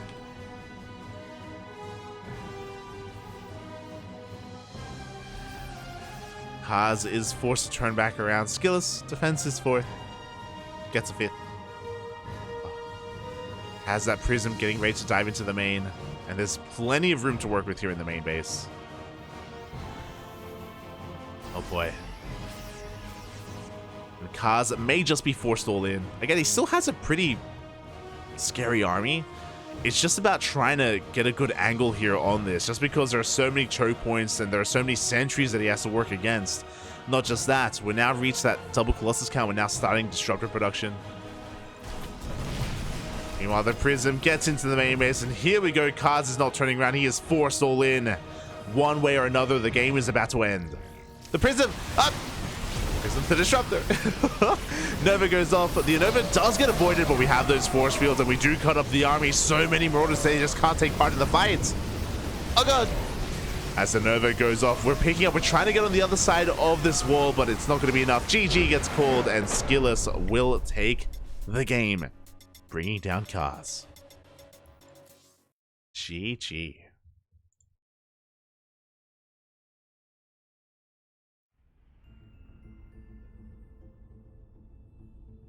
Aye. GG, well played. SKillous does end up taking it here in the end. Got away with quite a bit of greed and had such a strong start as well with his 4-gate Blinkstalker opener. Sure, he was taking some economic losses back at home, but the amount of damage that he got done with his Blinkstalkers, he killed like, what, 3 tanks? He got so many SCVs. It was no... Oh, the production was delayed as well with no stim. Aye. GG.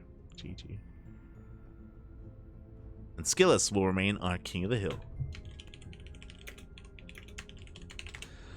And can anyone stop this man? Who can stop him? We've got a couple of pro players in the chat. We've got Demi, we've got Trifax, we've got Eba, we've got Zerg apparently.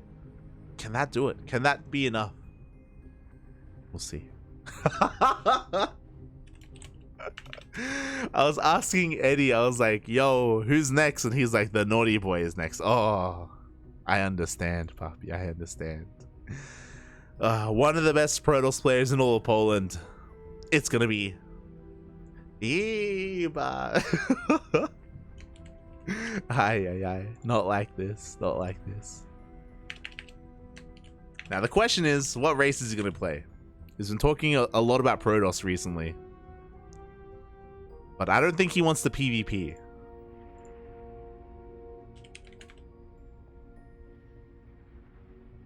Aye. Not like this.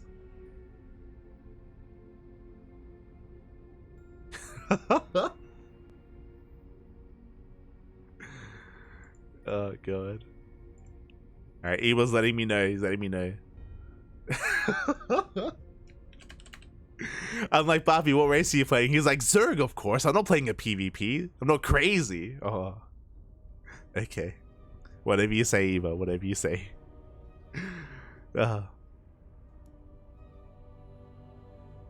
Let's go. I'm catching up in the chat. Hello, Tater Tutor. Bienvenidos. Oh, they're bullying each other, Papi. They're bullying each other. He was like, Neo Humanity. SKillous is like, the youngest player hosts. God. Okay. Shaking my head. But I'm excited. I'm definitely excited here. We don't get to cast enough of Eba. You know, he's typically too busy sleeping in and just missing all of these tournaments. God damn it, Eba. God damn it. We'll see. We'll see how this goes. He needs your NG. He needs your help right now because he's up against an insanely strong player. So many wins already under his belt. He's on a 5-win streak. 5-game win streak. Aye. Alright, here we go.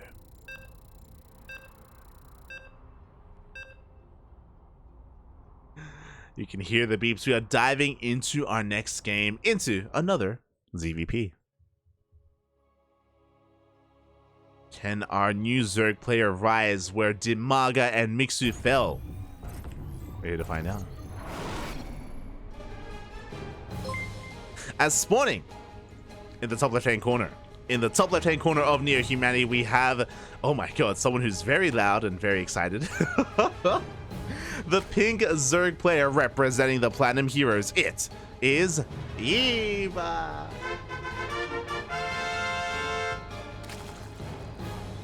And spawning in the bottom right-hand corner of Neo Humanity, we have his opponent. We have the blue Protoss player representing Team Liquid. It is SKillous. Now, as we get into this, a massive shout out to iScar in the chat. Fala galera, papi. Fala galera. Obrigado. Oh, as we're going on, we're popping off, papi. We're popping off. But thank you so much for resubscribing for 14 months, over a year of support. Quack, papi, quack. I appreciate it. Obrigado, papi. Obrigado. As we are getting into this proxy, going for a proxy hatch and looking to actually not send some drones across the map. Oh my god, we don't just have iScar resubscribing, we also have a raid from Baby Links. Thank you so much for the raid. Hope you enjoyed your stream. Hope you had a great ladder session and you came in just in time for the naughty boy himself. For Eba. For some context, he was threatening in the chat. He was telling us that he was going to play Protoss, but thankfully he's playing his main race instead. We have the proxy hatch that has been unscouted so far. We do see SKillous forcing or trying to force an unnatural. Natural is looking, is checking to see what bases have been taken. Not the natural, not the triangular third, not the forward third. Hasn't checked the linear base yet. Oh, the proxy hatch has been scouted. SKillous knows, Barbie, he knows we're gonna have a spine on the way as well. Only one for the time being, but we have another drone being sent out across the map. The first zealot has been chronoed, and this zealot is gonna be able to work its way on these spine crawlers. Hi, Nikita. Oh, hello, Eva. Hello.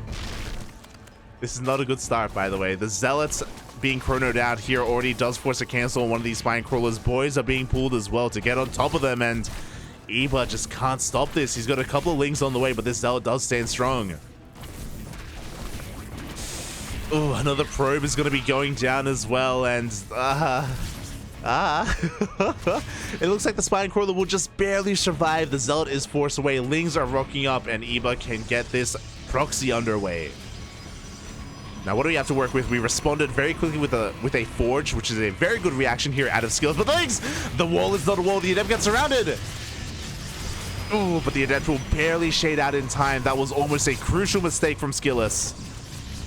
Cannons are on the way. Shield batteries as well. The Spine Crawlers are trying to get in range of that first cannon. Oh, but that spine is so low. Lings are flooding forward. The Nexus is done. We have the overcharge. The Adept is going to be able to stand strong, and the Spine Crawlers are forced back. At least until that overcharge runs out. We have more creep being spread. Ah! Not like this. Yeah. Eva, he was wondering why was my tumor killed? Eva. Cannons, they're cracked, puppy. They're crazy. They can detect and they can shoot. Oh my god.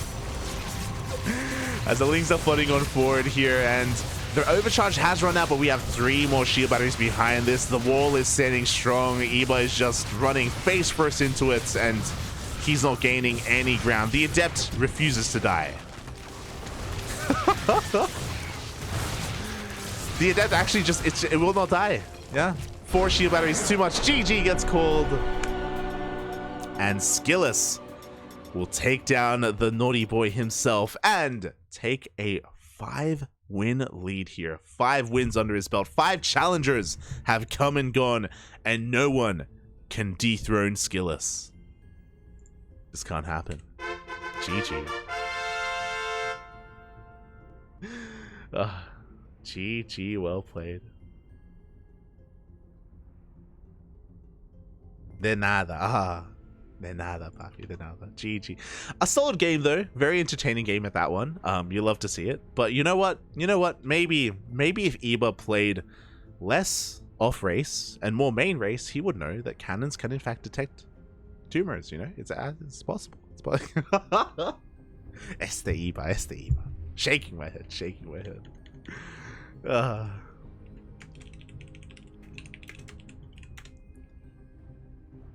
Here we go, as we are getting ready for our next game. Just catching up in the chat.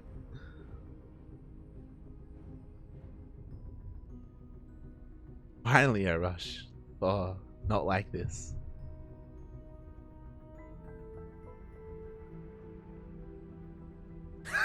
What does that mean? I came in your fist pump. Oh no. In my head, that worked better. Eva, in your head, you're the champion, you know? And we can't take that away from you. You know, whatever goes on in your head, it's yours. And you have that. Shaking my head.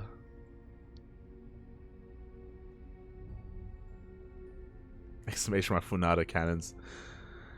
Oh, as we are heading over to the land of the Americas. Let's go, Bati. Let's go. We've been spending quite some time in EU, quite some time in the European server, and a lot of players have come and gone. They have attempted to challenge the might that is SKillous and fallen in the process. Players like Eba. But we're now heading over to the American server. What does that mean? What can that mean? Well, as we get another subscriber. Thank you so much. Marauder, thank you so much, Papi. Thank you so much for the Twitch Prime, for subscribing for 3 months. Thank you. We appreciate the support. Quack, Papi, quack.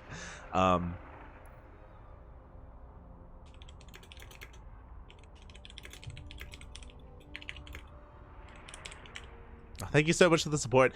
Hope you enjoy your lovely emotes. Hope you enjoy your subscription. So your replay packs as well. Thank you. All the money that we make here on the CranKy Ducklings, it all goes towards the tournaments that we host. So we do appreciate it. Oh my god! As we get another subscriber, Tater Tutor in the chat. Thank you so much, also for subscribing for the first time. Thank you. You never forget your first. You never forget it. You know what? Eva,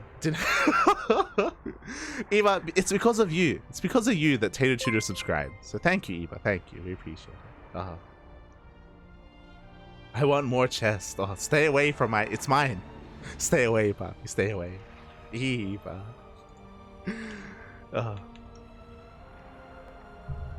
Oh my god, as dropship magic Of course, it's always this amount. Just donated $13.37. Thank you so much. Elite amount. Does anyone even say elite anymore? Is that a thing? I feel like that's boomer talk nowadays. But thank you so much for the donation. We appreciate it. Gracias, papi. Gracias.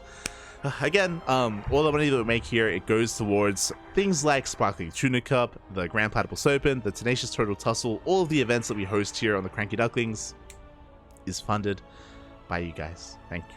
Thank you. We appreciate it. We appreciate it. Gracias. It sounds boomer. It does sound boomer. It's like I feel weird saying it. But thank you. I forgot about SCC. You always forget. God damn it. But you know what you don't forget? You don't forget to off-race. Iba. Sparkling Tuna Cup it's this week. It's this week, Papi. It's in a couple of days. Some of us speak boomer. Some of us. True. I feel like I was in the middle of saying something. Oh yeah. We're heading over to the land of the Americas, and that can mean only one thing. That means that the challenger for SKillous is either from Southeast Asia or Korea, or the land of Korea. So we'll see where we end up. As tentatively, today's challenger, the next challenger I should say, is going to be the King of the Sea, the cat god himself, the man of the hour. We've been waiting for him. MeomaikA. Let's go, Poppy. Let's go. Give me some Meo. And we have been casting a fair amount of Meo recently. You know, he's been playing in a Grand Platypus Open and the Sparkling Tuna Cup as well. He's been a little bit more active. He's always a lot of fun to watch. Oh, but never mind. Next STC is June the 4th. There you go. There you go. June the 4th, Poppy. June the 4th.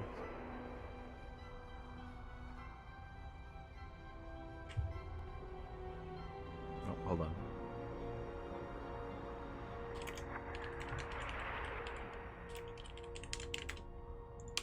Just letting SKillous know. Never mind. I should have held off on that. MeomaikA will play soon TM. He'll play soon TM. Unfortunately, I don't mind saying this. I can expose him a little bit. MeomaikA is in a ladder game. MeomaikA is in the middle of a ladder game right now, so he is not currently available. I'm sure he'll be available later on in the evening, but right now he is in a game, and we have already waited a couple of minutes. We've already waited 5 minutes for him, and he's still in a very long game. I think he's like in a 27-minute ZVP. It's possible. But instead, we have another series for you, a series that we were supposed to get previously. It's going to be that ZVT. It's going to be SKillous up against Nicoract. Let's go, Poppy. Let's go. We gotta earn the MeomaikA match. You know, we gotta work up to it. We gotta build up. We gotta edge our way forward. And when we get it, it's gonna be that much more satisfying. Oh, it's gonna be beautiful. We'll get it soon. Don't worry. Okay, PM. Oh. Meo's ladder games don't take long. I can tell you that much. I mean, we've been waiting. He has 50 drones, and you know it's true. It's very true. Not wrong. As we are getting into our next game, and spawning in the top right-hand corner of Ancient System, we have the red Terran player representing Storm Gaming. It is Nicoract. And spawning in the bottom left-hand corner, we have his opponent. We have the current reigning king of the hill. 6 games in a row already under his belt. My oh my, can anyone stop this man representing Team Liquid? It is SKillous. Now, we were trying to get into Nicoract versus SKillous earlier in the day, but if you were here, you would have seen that Nicoract had a blackout. His power was gone, and it looks like his power has returned. We have electricity. We have the power. Nicoract is here. And Nicoract is looking to avenge his fallen Terran comrade in Kaz. Can he pull it off? We're here to find out. Nicoract has had plenty of time to ruminate, to figure out how he wants to approach this series, how he wants to overcome the might that is SKillous. And do I believe he can? Of course I do. You know, Nicoract, he can always punch up. He can always have some really surprising results and really surprising builds as well at times. I know there was a bit of a stint when he was playing a lot with Cyclones in TVP. To mixed results. It was okay. It's taking games off of people. Some series as well. But we'll see what he has in store for us this time. As we do get into our next game. Rooting for Nicoract. Help me quit smoting. Let's go, Papi. Let's go. MeomaikA just dodging SKillous. True. Yo, the pro gamers keep showing up. NightPhoenix. Are we going to see... We're going to be seeing the cat god later on, but are we going to be seeing the cat girl later on? That's the question. That's the question. We might be seeing NightPhoenix as well. Let's go, Papi. Let's go. Oh. Vámonos. And don't think I forgot about you, Trifax. I saw Trifax earlier. We still need some more Polish Zerg players. Aye, aye, aye. As we are getting into our Rax expand, so an economic opener coming out from Nicoract is going to be not skipping out on his Reaper like Kaz did, so he's a little bit more concerned with scouting, making sure he's aware of what's going on. He's going to be disrupting some of that mining and should get an eye on the tech as the Twilight Council is thrown down. Once again out of SKillous, despite the fact that we are now on a larger map, is not going for the Stargate. Thank God, no Phoenix Colossus here. Oh, cheeky move. As the Adept does get behind that CC, but the RNG, oh! As the SCV will survive and, we'll just barely get into that bunker. Nice little moves there from Nicoract. It does keep it alive and will continue that building. Meanwhile, unfortunately, Nicoract wasn't quite able to scout the opener, wasn't able to get eyes on that Twilight Council. I'm sure he can deduce what's going on. Oh god! Oh, as the Reaper overextends and it does go down to the Adept. Aye, aye, aye. Behind this, we have a pretty interesting setup, actually. We don't have a 1-1-1. We have more of a 2-1-1 setup instead. And we are actually getting into Hellions. More than 2, by the way. I mean, 2 initially makes sense just to try to get some scouting and just to be assertive on the map. But, yeah, I don't really know what this can get done. It's really unfortunate. If Nicoract hadn't lost his Reaper, then he can go for, you know, the maneuver where you throw down the KDA charge, you can knock these units out of position, and then the Hellions rush on in. Alas, without a Reaper, I don't really know what these Hellions can really get done. They're going to be checking the wall, and the wall is a wall, so Hellions won't be able to get in, at least not until we have a medevac, and not until we have this starport finishing up. So an unfortunate turn of events. As we are getting into Blink, we are getting into our gateway production as well. This time we're not going 4-gate Blink Stalkers, we only have 3, so not the most committed Blink. Behind this we can take a faster Nexus, and as I say that, Probe is on the way. Up! But the wall is not a wall. The Hellions, they dive on forward, they do get into the natural base. We do have a lot of Stalkers to defend, but regardless, Probes will be roasted. Ooh. At least some of them will, as 2 probes go down, but only 2 workers. The shield battery working overtime. The Stalkers were here at home, and SKillous minimizes those losses. Only 2 kills. That's crazy. That's very impressive. As again, because it's a 3-gate, SKillous is throwing down a 3rd base behind this. Is looking to assert himself out on the map. Stalkers are revealed, and the bunker is on the way, but it's not done yet. Aye, aye, aye. No tanks are out either. Nicoract forced to pull the boys.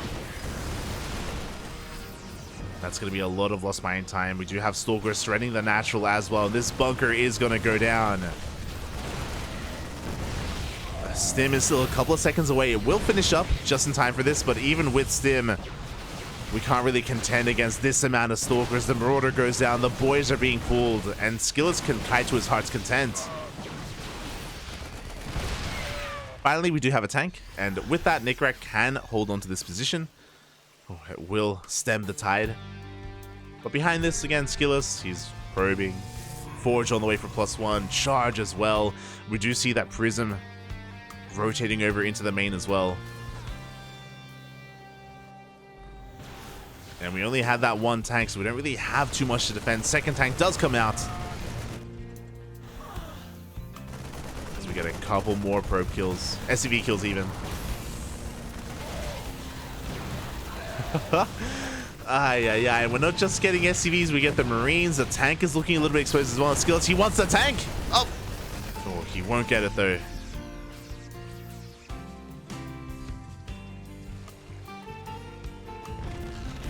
From here, yeah, we're just going to be able to recall back home, get the Prism out of there. We're transitioning into a mass amount of gateways. The Bay is on the way to get into Colossi or even Disruptors, if we want to skip them.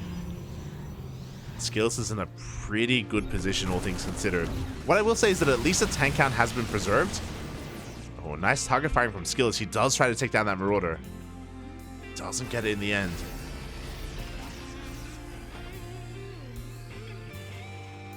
Behind this, we're working up towards 5 Raxes. Once again, a little bit supply blocked. Oh, a little bit unfortunate. But there is no third CC, and I was wondering, are we going to pull the boys? The answer is yes. Nicoract is going all in off of 2 bases. Now, what's important is that this is going to hit without any splash damage. There aren't any Colossi, there aren't any Disruptors. But this has been spotted. SKillous knows. He's going to be getting ready back at home, throwing down more shield barriers, going for the warp in. Disruptor is on the way.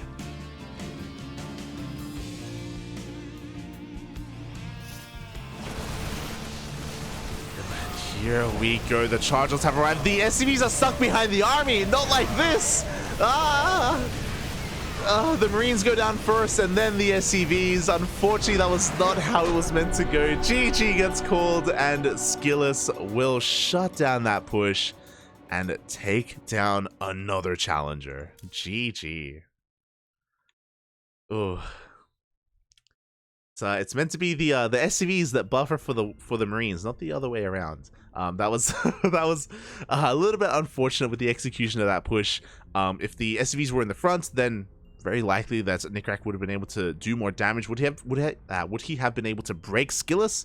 Still up in the air, but an unfortunate turn of events there for Nicoract, and GG gets called. SKillous, he takes down another Terran, another player.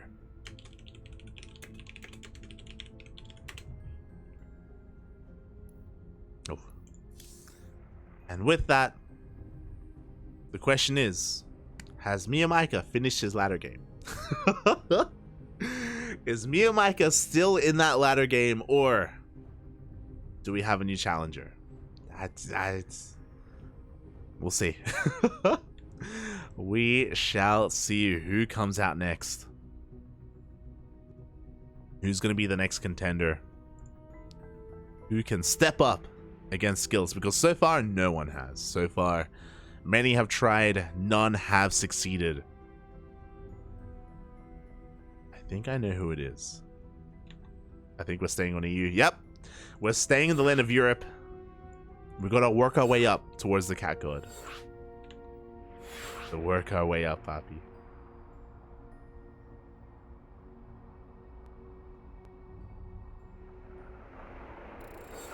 Oh god, I need more time. Quickly get this underway.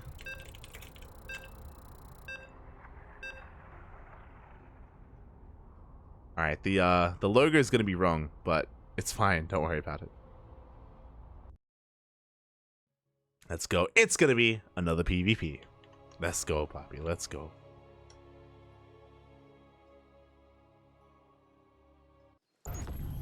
Not quite the cat god, but you know, cat enough. And that's all that matters. As spawning in the bottom left-hand corner of Jagannatha, we have the Ukrainian Protoss player himself, the yellow Protoss representing hot-headed gaming. It is NightPhoenix.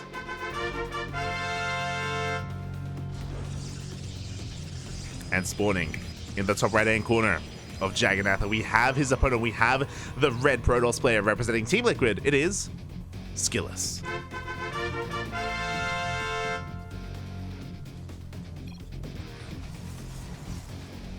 Oh, the cat, let's go.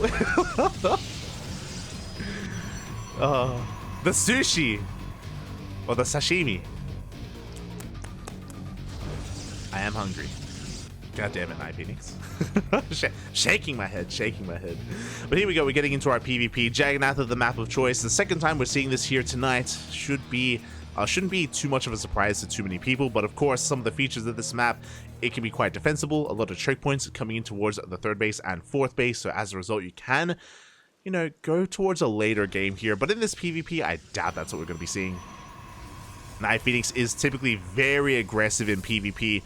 We saw him a couple of weeks ago in Sparkling Tuna Cup up against Krystianer, and NightPhoenix had his way with him with some DTs in both games. In both Game 1 and Game 2. It was crazy. It was wild, and I expect to see something similar here as well in our next PvP, but we'll see if SKillous can keep up with the shenanigans of NightPhoenix.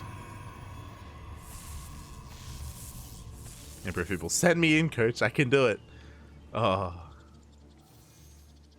Calm down, Poppy. Calm down. As the bob toss is thrown to the ground. That's a statement. Aye, aye, aye. We have the counter eyes. Oh. He's looking at us, Poppy. He's looking at us. I didn't even know that was a spray. I didn't know that was a thing. I love that. That's beautiful. But here we go. For the time being, we are getting into 2 gate openers, and we also have mirrored builds. Both players are going to be going for double stalkers. Double stalkers coming up from both players. Behind this, I imagine SKillous will be getting into sentries just to make sure he gets... Oh, no, never mind. No sentries, just continued stalker production for both players. Both SKillous and NightPhoenix. They want to be as assertive and aggressive as possible. NightPhoenix will delay his Nexus and go for a faster Twilight Council. And this is where I have to wonder if this will be for DTs. As that probe is moving out across the map. Going to be hugging the edge of Jagannatha. Looking to potentially throw down a proxy pylon. And there it is. The pylon is thrown down. You have my attention, Papi. You have my attention. Meanwhile, as we do see SKillous being assertive with those initial stalkers, is going to be forced back by NightPhoenix. We do see a prioritization of the Nexus instead. So SKillous is going to be more economic. NightPhoenix clearly more aggressive. Proxy Pylon has finished up. We do see SKillous has control of the high ground. There's the gateway. And there's the blink. Okay, so no DTs. It's going to be 4 gate blink all in off of 1 base. Going a little bit old school here. 4 gates blink is very aggressive and very all in. There's no doubt about that. And we'll see if SKillous can hold on here. For the time being, he is unawares. He does have 2 sentries, and the power of these sentries is hallucinations. We can scout across the map. We're going to attempt to scout across the map and maybe even come across this proxy as well. But SKillous hasn't gone for anything yet. Just focusing on the warpins at home. I'm here. There we go. This hallucination is going to get denied. Oh my god. Oh, with that, SKillous, he doesn't know if it's going to be an all-in or not, but regardless, he's being so assertive here. He does push on forward, does focus down the stalkers of NightPhoenix, but likewise, SKillous is also losing quite a lot of stalkers of his own. Oof. This is not a trade that SKillous can really afford. Why? Because NightPhoenix, well, he can warp in 4 stalkers at a time. Oof.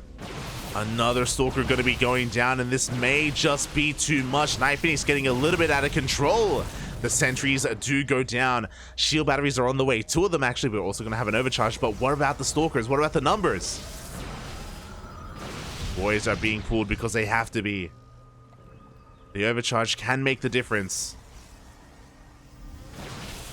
Do we have enough to one-shot? The answer is no. We can 2-shot. Oh! And again, even with an overcharge, it's not going to be enough to out DPS out, heal the damage of all these stalkers. And with that, the final stalker of SKillous will go down. That's it. Only probes remain.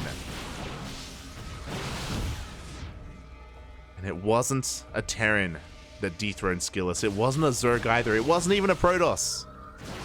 It was a cat. Oh my god. As NightPhoenix has 11 stalkers to only the 2 of SKillous. He blinks on forward. He isn't able to clean up the remaining stalkers, but he can take control of the natural. Again, killing the natural is not good enough. He has to break into the main. He is all in. So we have another weapon of stalkers behind this. GG gets called, and the reign of terror is over. The king is dead. All hail the new king of the hill. That's the wrong button. Hold on. There we go. GG, well played. NightPhoenix comes out swinging in the PvP with the one base all in. And SKillous was none the wiser. He didn't know what was happening. If you recall, he attempted to go for a hallucinated scout. It was a little bit late, to be fair, but he was denied, and he misread the situation. He was hyper aggressive, hyper assertive with his smaller army. He was punished for it, quickly losing almost everything, and then the snowball was real. GG. GG, well played. Oh.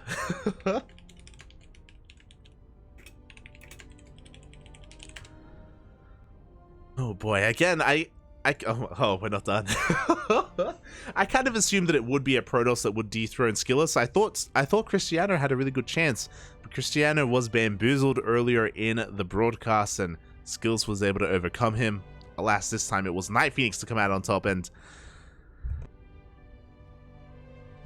we have our next challenger already. NightPhoenix is the new king of the hill, but how long will their reign last? Because we have a challenger, we have a contender, we have someone vying for that throne. He was in the chat earlier. It's the Polish Zerg. It's Trifax. Let's go, puppy. Let's go.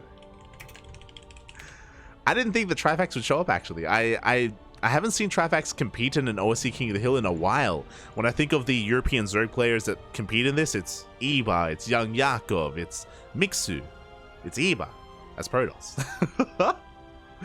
But Trifax is looking to come out swinging here, is looking to, you know, eye up that throne, eye up that crown, and take it for himself. Let's go, puppy. Let's go. Oof. Only the Protons can cheese the Proton. Oh, true. Aye. When it comes to the vetoes, it looks like NightPhoenix has vetoed Jagannatha, or Zerganatha, as he called it. And Trifax, it is going to be his map of choice. It is going to be Dragon Scales. Let's go, papi. Let's go. Dzień dobry, papi. Dzień dobry. Oh, before we get into this, how many maps have we played? Where are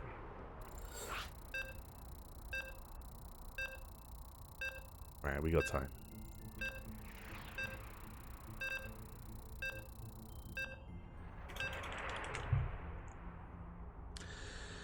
Oh boy, we are nearing the end of the broadcast. This is going to be match 10. Match 10 of 15. We only have 5 more after this, and I'll be joined by my lovely co-caster shortly after this game. I'll no longer be alone, Bobby. Oh, it's going to be beautiful. As spawning in the bottom right hand corner of Dragon Scales, we have the current king of the hill, representing hot-headed gaming from the land of Ukraine. It is NightPhoenix. And spawning in the top left-hand corner of Dragon Scales, we have the Polish Zerg player representing CSO esports. It is Trifax.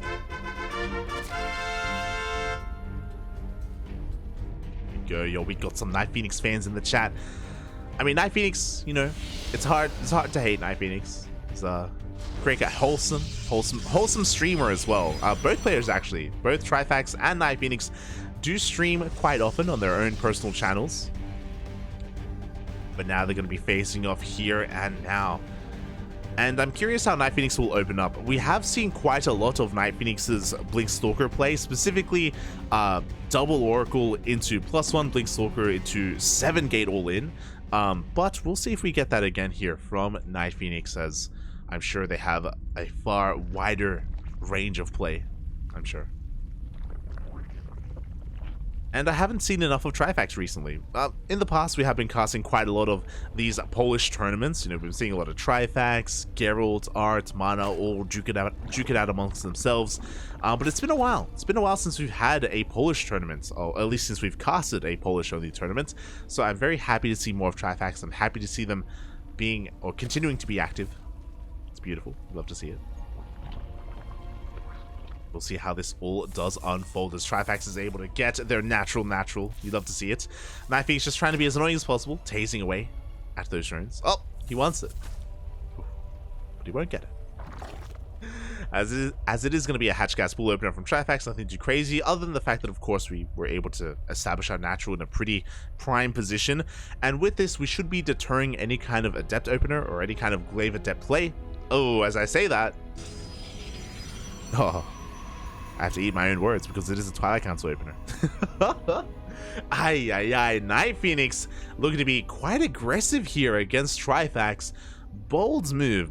So because we have taken this base, it does mean that we can set up some SimCity and we can wall off against something like Glaive Adepts. So I'm curious as to what the plan is going to be here. This doesn't have to be Glaives. This could be a DT opener instead, as we haven't pulled out of gas yet. But nope, we are now pulling out of gas. This is going to be Glaives. Now the question becomes, how many gates? As the Adept is going to be threading a shade in towards that natural. Doesn't get too much done though. But again, we can be seeing a 4-gate Glaive Adept into a third base, into an expansion. You can transition quite seamlessly out of 4 gates. We can commit even further and go for an all-in and go for a 6-gate Glaive Adept. And we can just double down and go into 8 Glaives instead, which, to be fair, I haven't seen 8 Glaives in like a year. Ever since like the Zest era of StarCraft. That's when we saw 8-gate a little bit more popular. But here we go. Until then, NightPhoenix is just poking and prodding, getting an eye on things, making sure he sees what is what. Trifax is still a little bit in the dark. Should have seen that the warp gate wasn't delayed, which could be a tell of a Twilight Council opener. He also sees the Stalker as well, which again is another tell that this could be a Stargate. Doesn't quite have confirmation yet, but you know, I'm sure it is in the back of his mind. I am concerned though because we don't have a Roach Warren. We're nearing that 4-minute mark and still no Roach Warren. Spores are being thrown down. It looks like he thinks it's a Stargate. Oh boy. And we're going for the all-in. How many gates? We have 4 gates in the main, 2 in the natural, 6-gate Glaive Adept. This is going to be very committed and very aggressive out of NightPhoenix. And Trifax is droning and making lings and making queens and droning. And there are no roaches. And I think he's just dead. He's still droning. No. The Roach Warren is thrown down now at the 4-minute 35 mark. When the Adepts are about to rock out across the map, the Prism is on the way as well. Now he knows what's happening. Now he sees the Adepts shading across the map. The jig is up. We have to wall off. We hit the... This is going to hit quite hard. We do have a lot of lings on the way, to be fair. That's a lot of lings. We droned up to almost 50. My god, that's a lot of drones. Spines are on the way because we know that we need the spines. We don't have a wall set up here at the natural base because we can't quite afford it. Queens are here to meet up with the Adepts, but we are committing to the shade, and these lings... Oh, we actually don't commit. We're going for the queens.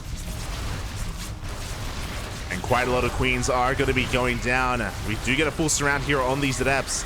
But we also have a massive warp in into the main base. Not the most massive warp in, but enough Adepts do survive. They are headed towards that main. And that link count that we saw earlier is, at this point, gone. 2 links survive. Roaches are coming out. We haven't done too much economic damage yet, to be fair. Only 3 drones have fallen. But that drone count, oh, that kill count is looking to get higher and higher. The Spore's trying to reposition. We do cancel the warp in. Good moves out of Trifax. He's holding. He is surviving.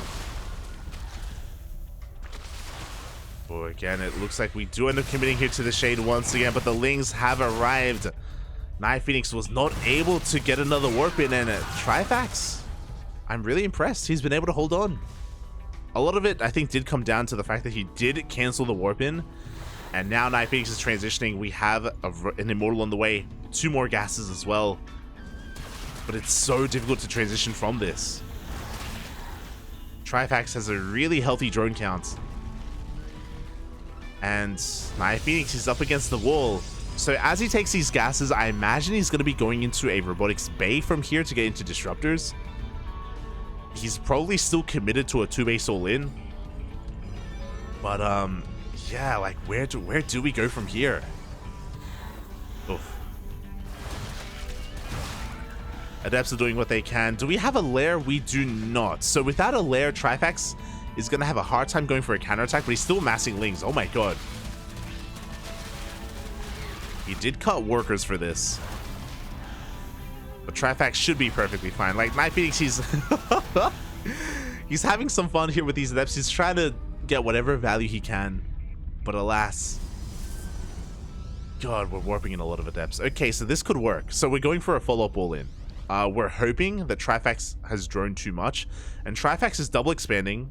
He is droning. He doesn't have that many roaches. He's getting an Evo chamber. He's gonna be caught with his pants down again. Now, to be fair, the first time this happened, Trifax defended. You know, so I'm not writing him off. You know, he was able to hold initially, so he's not out of this yet. But this is still gonna hit like a truck. Ay, ay, ay. Here we go. Trifax caught with his pants down. Lings are pushing on forward. We do have Banelings to defend, and these Banelings are oh so important. They do need to connect. NightPhoenix trying to split his heart out. Ay, ay, ay. The Immortals putting in a lot of work. The Adepts, a good chunk of these Adepts do go down to the Banelings. And the Prism does survive. The Lings go down. The Banelings as well. NightPhoenix is pushing on forward. He's breaking through. Now, he did lose an Immortal, to be fair, and we do have a lot of Lings on the way. We do need another warp in. NightPhoenix is very gas-starved, actually. The longer this goes on, the better it is for Trifax. Here we go. The Lings are coming in from behind. We do have Adepts, though, to reinforce. Immortals are safe, but we have the surround. Oh, but it's not going to be enough. The Lings crumble. The Immortals are going ham on the roaches. Oh my god. And it looks like NightPhoenix once again is breaking on through, but we have reinforcements. Like, again, every second that passes, we're getting more Lings and more roaches. Third base will fall, but man, we got plenty of bases. Like, we can afford to lose a hatchery. It's okay. Oh, but the Adepts are shading in towards the main base. The Immortal army is standing strong, and oh, alas, it looks like Trifax is running out of steam. He's running out of units. These Ravagers are doing what they can. But the army crumbles once again. For the second time, Trifax was caught droning, and it looks like the second time he will be punished. The Roach Warren goes down. What you see is what you get. No more Roaches are going to be in production for Trifax. Only Lings. And from here, we only need to warp in Adepts. NightPhoenix with the follow-up all-in has done it. GG gets called. And NightPhoenix will barely hold on to his crown. Oh my god. GG. Ay, ay, ay. That was scary. That was scary. Like, the initial Glaive Adept push, again, just didn't do as much damage as it should have done. But after that, Trifax just caught droning, just being a little bit too greedy. He double expanded, got Evo chambers, got gases, droning, not making any roaches at all. So Trifax was woefully unprepared for that. And GG. Well played to NightPhoenix. Ugh.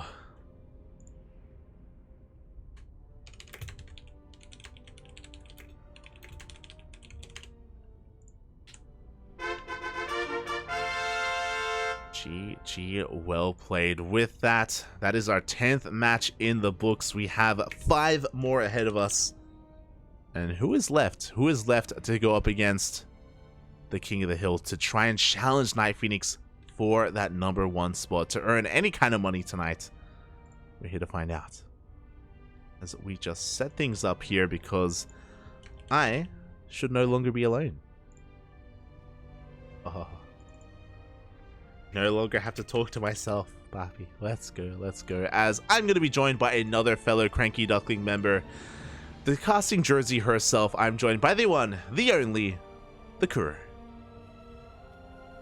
Hello there. Hello. Hello.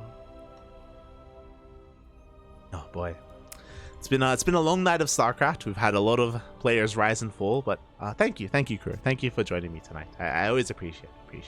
Gracias. For having me. I saw that we already saw Iba before. We already had NightPhoenix as well. Yeah, you've missed out on a lot. We are heading over to the land of the Americas, by the way. We are heading over to the Americas region. But you missed out on Eva. You missed out on NightPhoenix. You missed out in ESL Asia. I think you were watching in the chat. You missed out on Hero massing oracles. Oh no, I saw that. There were a lot of oracles. A lot of oracles were made. Yeah. Yeah. Yeah. The best way to play StarCraft. I'm almost tempted to try it myself, even though I haven't played Protoss since like early Heart of the Swarm. You're in a animal. You're in a animal. I mean, I'm sure it'll work. I mean, if it works at the highest level of play, it can work at the lower levels as well. I mean, you say that, but I literally don't know any Protoss build anymore, so hey. Never mind. Like, it will work if I can get there. There we go. We'll be keeping an eye out for some Kuro streams in the future. We'll keep an eye out.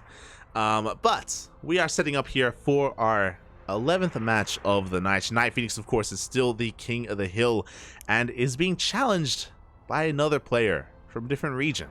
A Protoss player. Oh, we've seen this before, actually, and it was a NightMare. Because it is NightMare.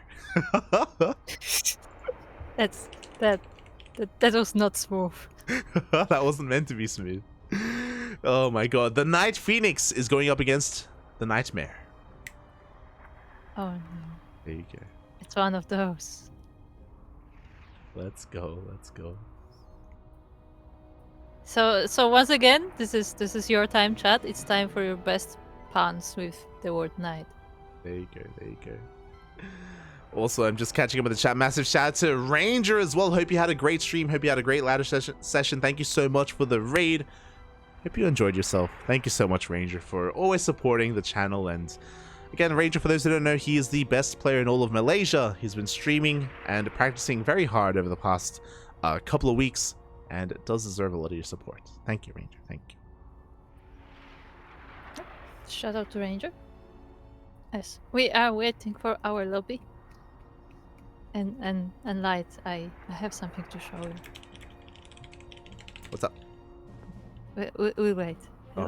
wait. Okay, never mind. Yo, But I do have something to show you. Shout out to Password as well in the chat. I'm the best player in my house. Oh. I probably am as well.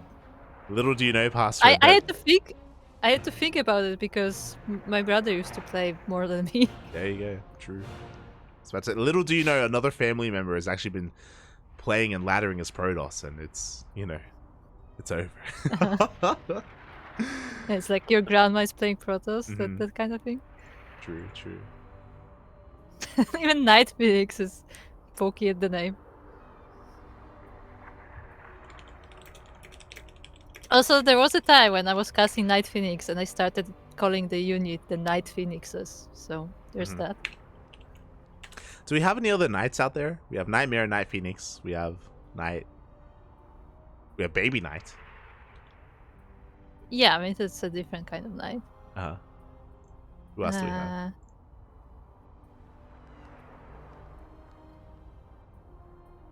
We have Sneaky Assassin, not Night Assassin. Okay. Who else do we have even Night? I don't think it's actually that common. We have Night End, of course. How can I forget? Oh yeah, Night End. Night End. Yeah. We used to have Night End. We used to have Night. Retired for years now. He's always in my heart. I love Night End so much. He was like the best part of Home Story Cup. I'll be honest. Like every time Night End showed up, I just put a smile on my face. Beautiful.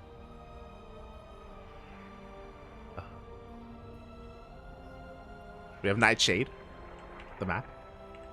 Yeah, the map. Oh, we should have NightPhoenix versus NightMare on Nightshade.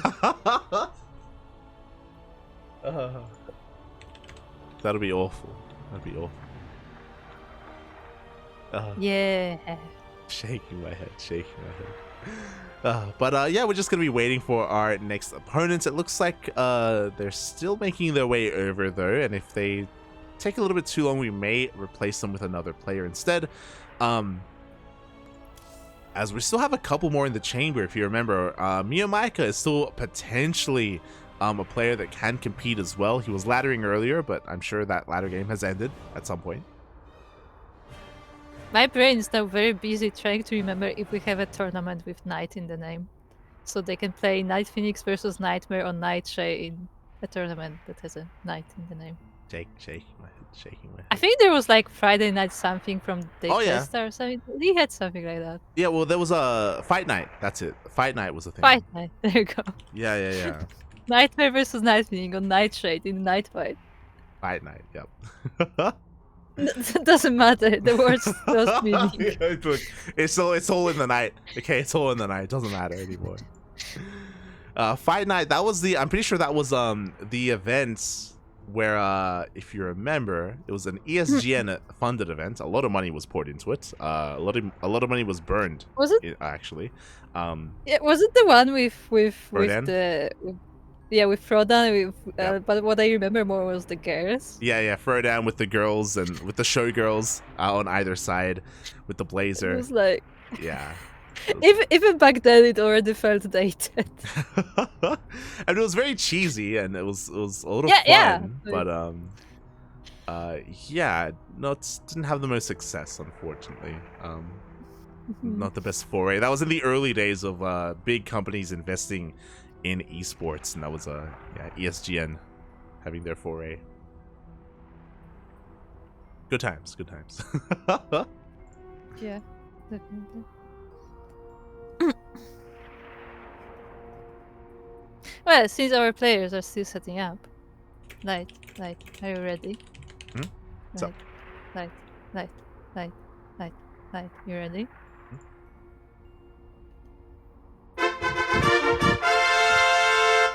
God, that was really loud. That was actually really loud.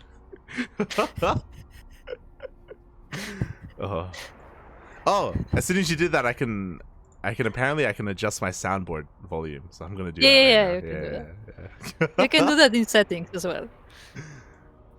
Fair enough. I'm gonna lower that. But for those who don't know, Discord recently. I asked if you're ready. Okay, that was intentional. I asked if you're ready. For those who don't know, Discord recently did add a new feature to certain servers and channels, and that is a soundboard where you can upload specific sound bites and sound clips, and they'll play through Discord. So that was Kuro playing us a little bit of fanfare from her end. Beautiful. We still need some Yaku quotes. You know what that means? We can have fanfare that's hearable by the casters. Yeah, 100%. Yeah, it's really good. That's amazing. That changes everything. And that does mean that the streamer will hear double fanfare though. But unless we find a way to connect the casting tool to Discord to hotkey, and we'll figure it out. Because you can hotkey the soundboard. Yeah. My ears, thank you for that. Oh, it's okay, I've adjusted it. But here we go. We are diving into our next game, and Kuro, take it away.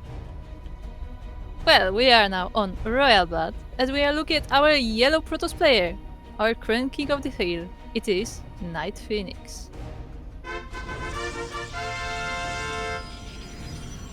And spawning in the bottom left-hand corner of Royal Blood, we have his opponent. We have the South Korean Protoss player representing Team Abydos. It is NightMare.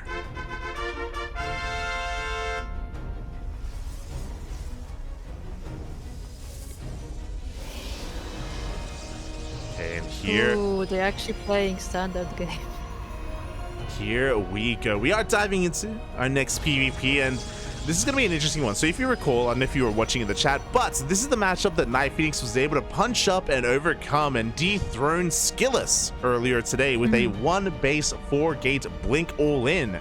So we have seen that, and even before that, I was alluding to the fact that NightPhoenix was very cheesy against Krystianer. So at least in PvP, NightPhoenix is the one to keep an eye on, and we'll see if NightMare can keep up. Do we just call them Phoenix and Mare? Mare is a weird word, though. You can call them what you want. It's fine.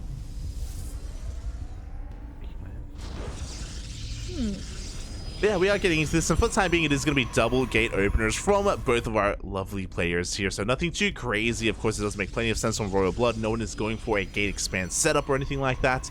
But as amazing as NightPhoenix is, and you know they are the king of the hill for a reason, his opponent is quite a terror himself. NightMare is of course one of the best Protoss players in Korea, and yeah, for a long time was known for his PvP as well. Yeah, and I mean, as you said, NightPhoenix can punch up, but we'll see if NightMare is like, is it too high for him to, you know, punch up? Yeah, we'll see here, as of course NightMare is one of the favorites in overall OSC King of the Hill, one of the stronger players out there. I say one of because we were mentioning them earlier. There are players like MaxPax and Dark and Special and Spirit as well. Whether they're available tonight or not, yet to see. It's going to be on Eddie to kind of figure out who he wants to field. But until then, we'll see kind of how this all comes to pass, as once again, off of one base, NightPhoenix is going for that Twilight Council. Okay, so I guess we're not gonna have Stargates this game, or at least not at the beginning, as NightMare is going for a Robo. Yeah, exactly. So NightMare, he has recognized the aggression from his opponent. He's going to be meeting it with his own. So we have 3 gates and a Robo set up here from NightMare. So neither player is going to be expanding. Neither player is going to be setting up for another base. And we'll see how aggressive we get as NightPhoenix is setting up a proxy pylon location. Okay.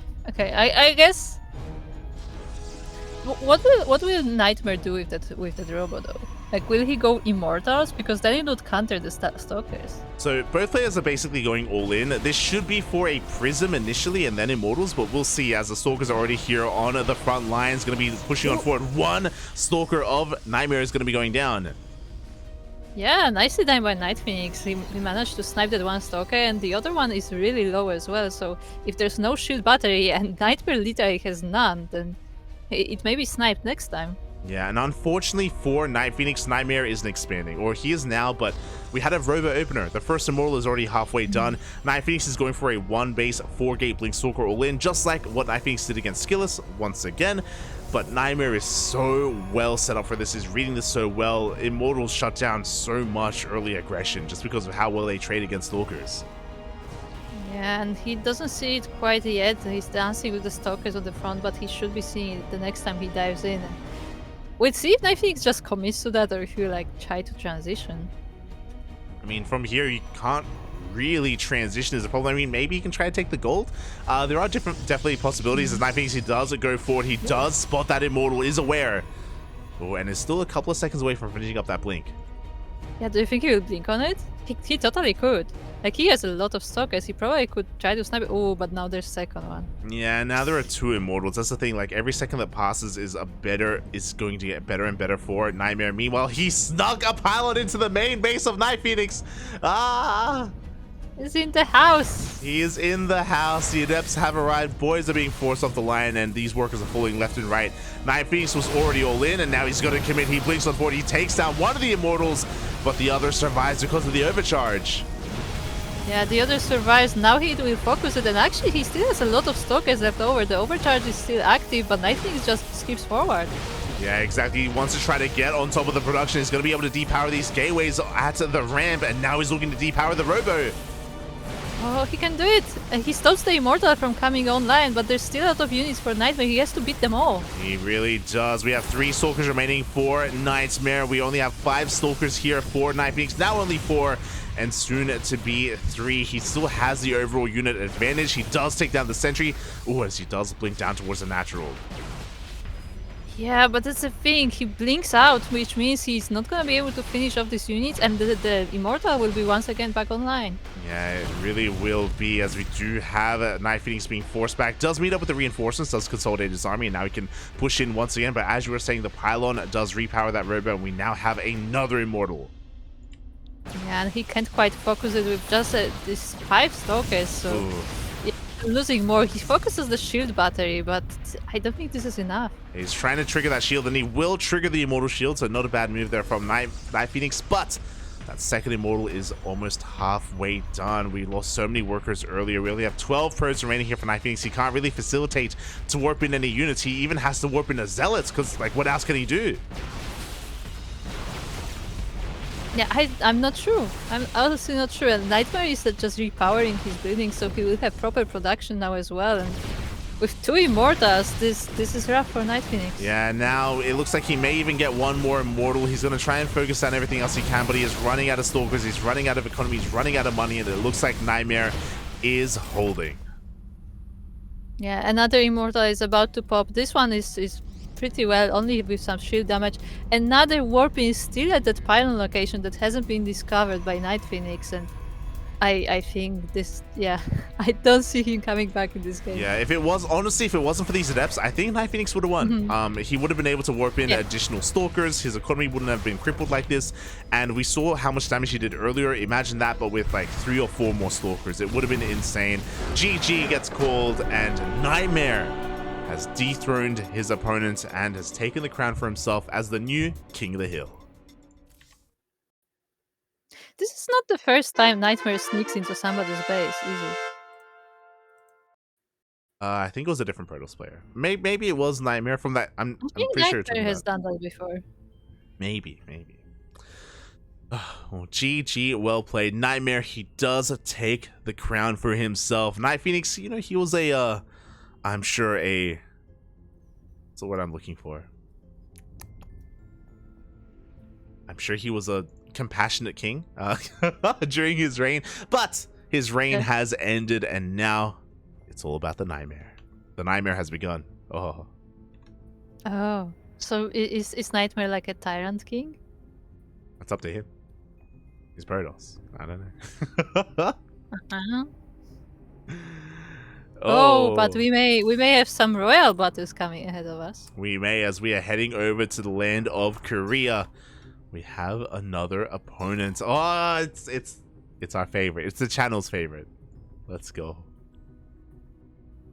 Terran player. A Terran player. A Terran favorite. Yep. I know that this channel likes Dark, but a Terran favorite? This channel really likes Terran. This specific Terran player is very special. I'm not even looking. Who It's is not it? special.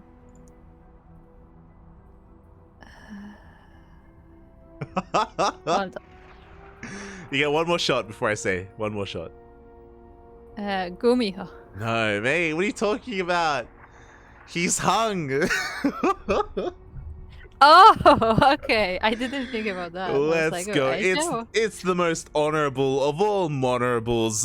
Tonight, he just sent me a message and he said, "Call me NightMono."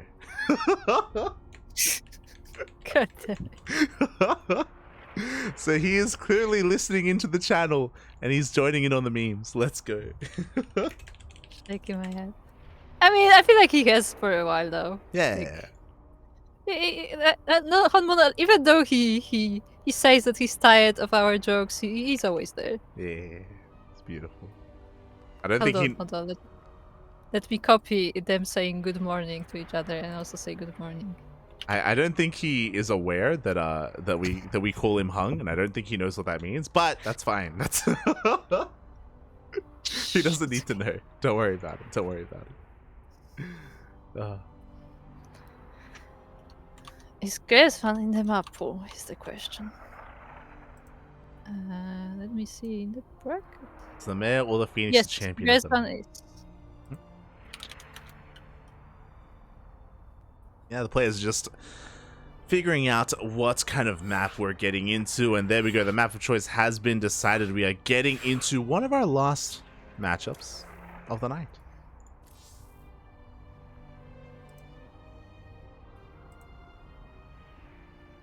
Hello? Hello. But I lost you there. As we are getting into this, we're loading on, and you can hear the beeps as... Ooh, our new king has a challenger already. Quite a unique challenger at that. A fan favorite of the channel and very unique as well. It's beautiful. Mm-hmm. Yes, we are about to be on Gresvan, Ellie. And we are looking at our red Protoss player. Representing Abydos and Korea.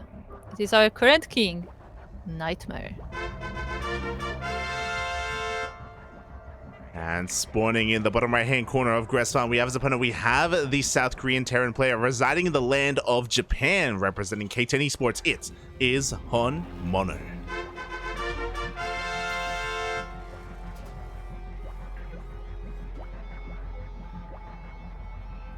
What does that even mean? Twitter says you may be the king, but are you hung? What does it even mean? It's true. You know, does it even matter if you're the king at that point? I don't know. As we're getting into this, the night is still young and full of terrors as NightMono has arrived. And he has, again, a very unique style, especially in TVP as well. I can't remember the last time I casted a TVP with HonMonO where he did not pull the boys. Yeah, that definitely sounds like something a NightMono would do. Also, actually, hold on. Because recently, HonMonO always changes nicknames when he plays a specific style. So like we have HonMech, we have HonMacro. What is a NightMono? What is a NightMono? It's a D-Gen mono. Huh? But how does that look in a playstyle?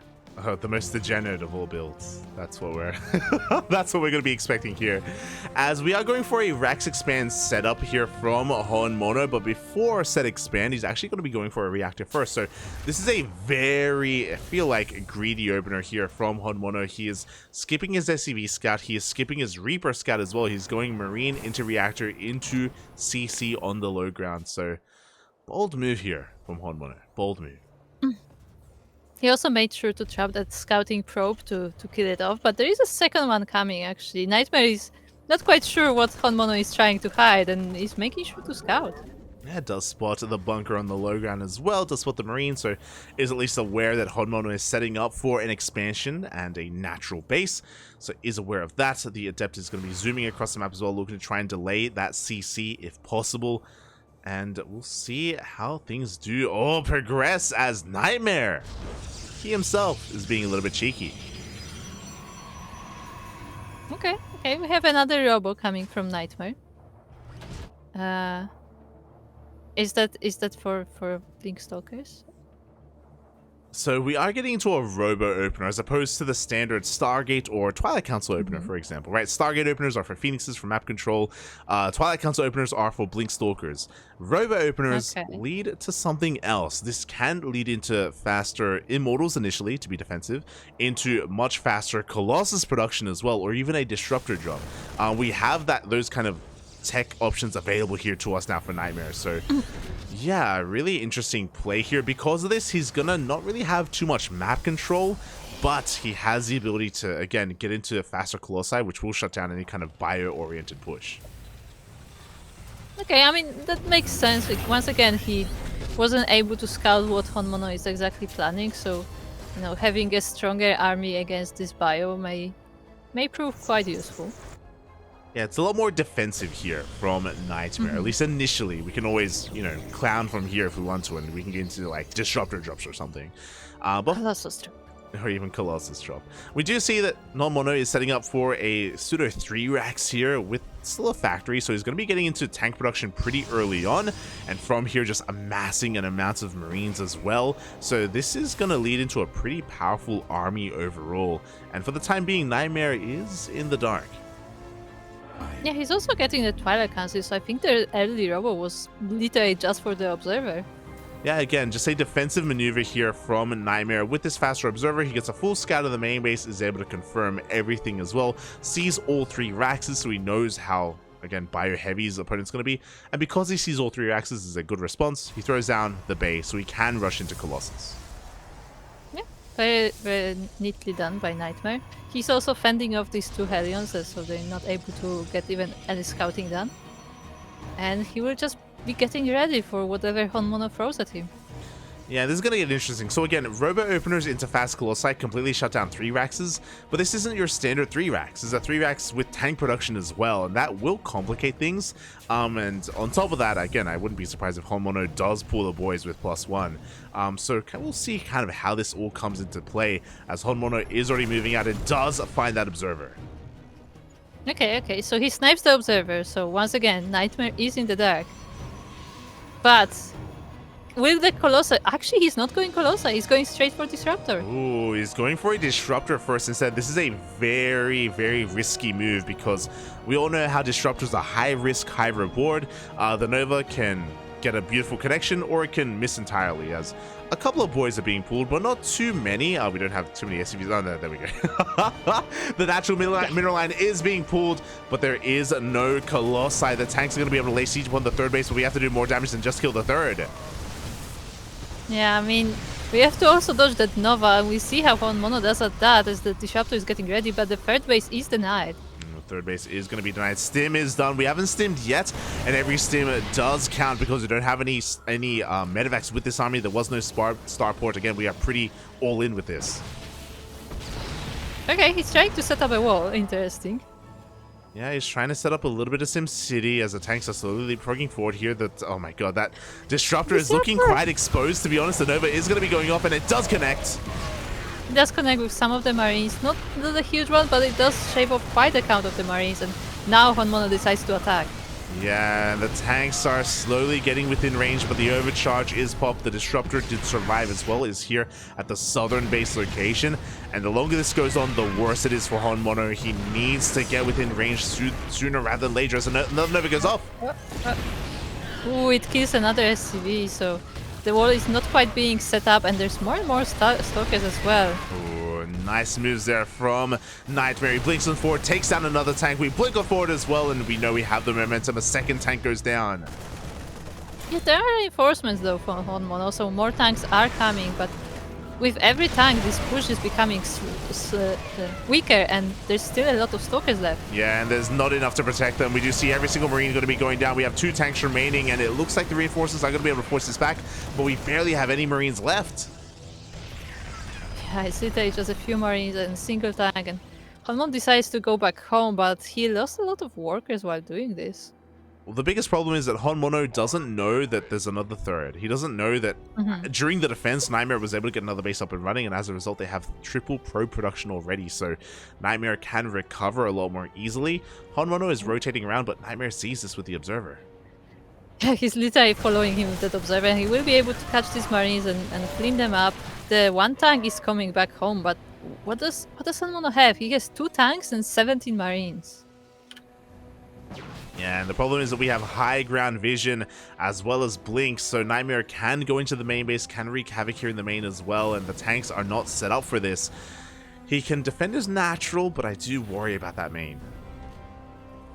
Yeah, the tanks are all set up in the natural, and they will take some nice shots on the stalkers, but they will be going straight into the main base, and there are just Marines here to defend. Yeah, the Marines do stim on forward to try to focus down that Observer, but the Observer does move out in time. HonMonO, he is looking to hold on to both of his bases, but the Novas are going to be going up. Oh, one Disruptor goes down. Nice little snipe from HonMonO, and there are still 3 Disruptors left, so nothing to scoff at, but it looks like he held a NightMare for the time being. Yeah, he's holding on 2 bases, and his third base is on the way, sure, but HonMonO is still on the road to recovery. He's still not looking amazing right now. He's only with 1 eBay, for example. Again, because he was all in, he's got +1 armor on the way. He goes to the scan, ooh, and he sees the third base fully saturated. It's actually oversaturated, and we'll see what HonMonO plans with this, as NightMare is adding a Dark Shrine as well. The charge is on the way, so this is just making sure that HonMonO stays contained, while actually NightMare is preparing some harassment as well. Yeah, we do have a double drop being sent out though, and there's a lot of potential in this drop. There's a lot riding on this as well. We do have a couple of stalkers in position, so we'll see if this drop can get underway, as we even have a couple of shield batteries. The other important thing, this drop may actually scout the DTs. It may definitely would be helpful for HonMonO, but I'm not sure if it will get there, because there are these 2 stalkers, and NightMare can easily warp in more as well. Exactly. For the time being, NightMare is being distracted on the front lines. HonMonO does move on forward. He goes for the stim. He does take down the other observer. Meanwhile, he commits to the drop, and I believe he does scout the Dark Shrine. Yeah, I think he did see it. There are a lot of Stalkers back home, so there will be no damage done, but that information was very important, and now the turrets are going down. Yeah, turret is on the way. DTs shouldn't do too much damage. HonMonO is fully aware of them. Is looking to land his CC as well. Has to reposition that tank because it's a little bit too close, but you'll love to see it. Is going to be able to get up and running. Oh, the drop. The drop is being caught with the Stalkers, and both Medivacs go down. They were not able to return home. Yeah, the dropper does get cleaned up, and with that, HonMonO, his supply does plummet as well. We're even in workers, which again is still looking a little bit better here for HonMonO, but NightMare is getting his 4th base up behind this, and we're getting into the rest of our tech. Double Forge, double Robo. It looks like HonMonO just finished his Ghost Academy, so he will have that going for him. And definitely, you know, getting some nice EMPs will help here, but there are just so many disruptors on the side of NightMare, like a few nice shots on the army of HonMonO, which is smaller right now, and it may be gone entirely.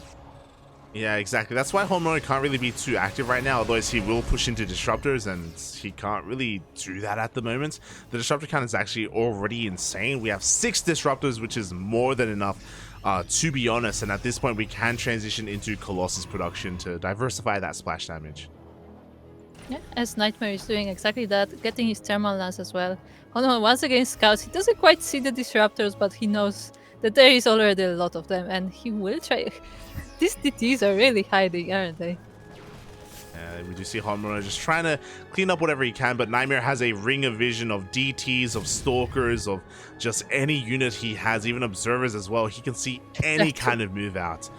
And we can see NightMare just asserting himself here into the middle of the map, just looking for any kind of drop play, if at all possible.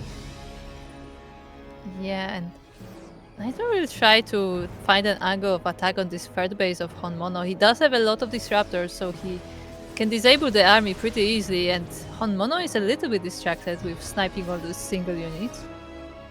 He does snipe that DT in the end. I do think that this is a little bit unnecessary from NightMare. He's looking to be a little bit aggressive with these Purification Overs, and he gets the turret. He also gets a Widow Mine, but he will lose that Observer, so with that, I believe that should be the end of the aggression here from NightMare. He backs off, and he doesn't have to push in because, again, he's making Colossi back at home. Yeah, I think he's just poking it on HonMonO to make sure he's occupied. And ooh, he may get some nice shots, and he does get one. Yeah, exactly. Great control there from NightMare. He did pull his initial Zealot forward just to tank those tank shots, and he's able to get that high ground vision for those Purification Overs behind this. And just have a 4th. We have a 5th base on the way as well from NightMare, so he's just getting further and further ahead economically. We have Blink for the DTs, Storm as well, just to get every form of splash damage. Yeah, as I said, I think he's just keeping NightMare busy. I mean, HonMonO busy until he gets all that tech ready, and then it will be, you know, the final attack of NightMare. Exactly. I mean, HonMonO has been able to keep up macro-wise, but does need to get their 4th base up and running soon. On top of that, we also need to get into some Liberator production. Right now, we don't have an answer to these disruptors. If we ever try to engage, we're going to be taking Novas in the face regardless, even with EMPs, even with good splits. NightMare will be fighting better.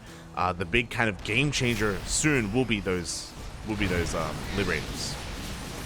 Yeah, and actually, I think HonMonO has stopped tank production. I think it's just this bio army, like the few tanks that he made, and now he switched more into the Widow Mines. Yeah, he's getting into Viking production as well. We do see that one whole position Zealot just seeing everything, by the way. He's trying to hide. Oh, it's been found out.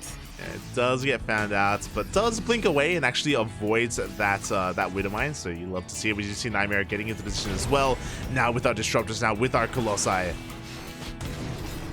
Yeah, and NightMare is tanking the Widow Mine shots nicely and cleaning them up with the Disruptors. And HonMonO can't really contest that, he has to move back. Yeah, meanwhile we have some DT harass, the tower goes down, the tank as well. And this is just going to be distracting HonMonO while the main fight occurs, and we do have a massive Nova. Yeah, the HonMonO is a bit too distracted to dodge this, and he's taking. Oh, all the ghosts are dying as well. Yeah, almost every single Nova connects on Marauders on Ghosts. HonMonO's army supply plummets. He's going to try and stim on forward and pick off whatever he can, which is nice, but the Gateway army alone is more than enough. GG is called. NightMare will still be our king.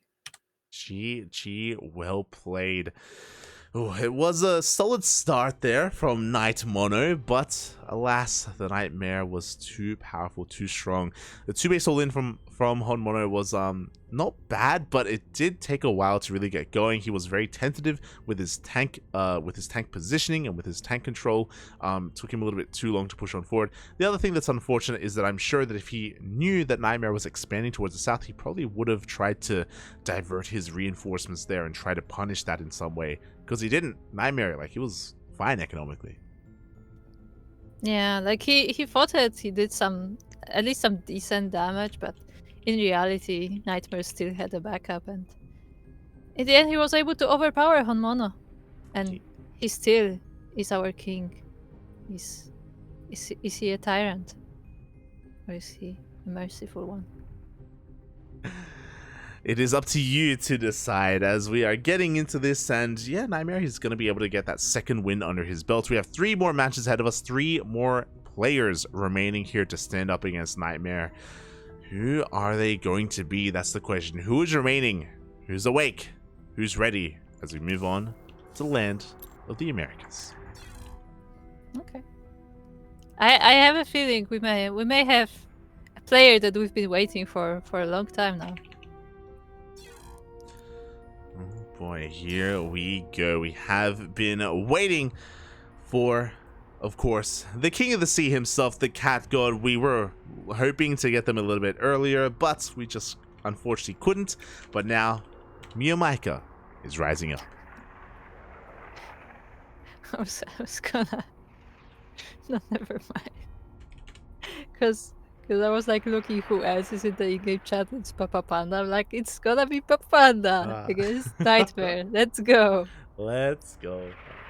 To be fair, you never know with Papa Panda. Like, Papa Panda is like the MeomaikA of the amateur scene, basically. Like, his brain just works different, and it works.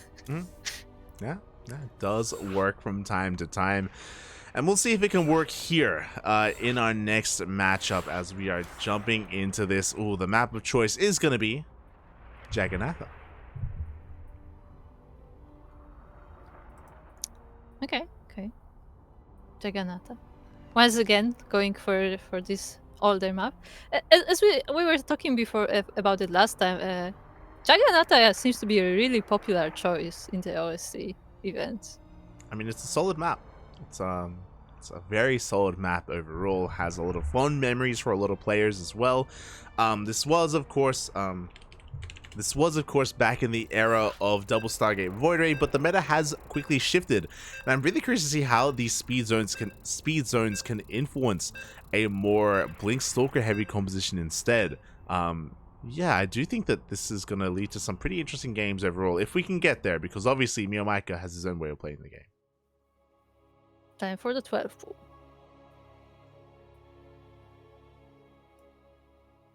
Well, we'll find out soon, as we are now loading into Jagannatha Elite, and we are looking at our red Zerg player, our challenger, but also a king, the last king of the sea. It is MeomaikA. And spawning in the bottom left-hand corner of Jagannatha, we have his opponent. We have the South Korean Protoss player representing Team Abydos, the current king of the hill. It is NightMare. And we have the 12 pool. As a reminder to the chat, because we did see a few new people, this is a best of one, but this is a king of the hill format, so winner stays on. So NightMare is our current king, and he's facing the 12 pool of the challenger of MeomaikA. Yeah, and we'll see how this works out. So 12 pools on Jagannatha do hit a little bit harder, but NightMare did go for a Probe Scout, is confirming the lack of hatchery here on the low ground. Hopefully does go up into the high ground to recognize what's going on. The longer this goes on, the worse it'll be here for NightMare. But there we go. The probe does dip on in and should get an eye on the fact that the spawning pool is already done and now is aware of the 12 pool. And we'll see how NightMare's defense is gonna be.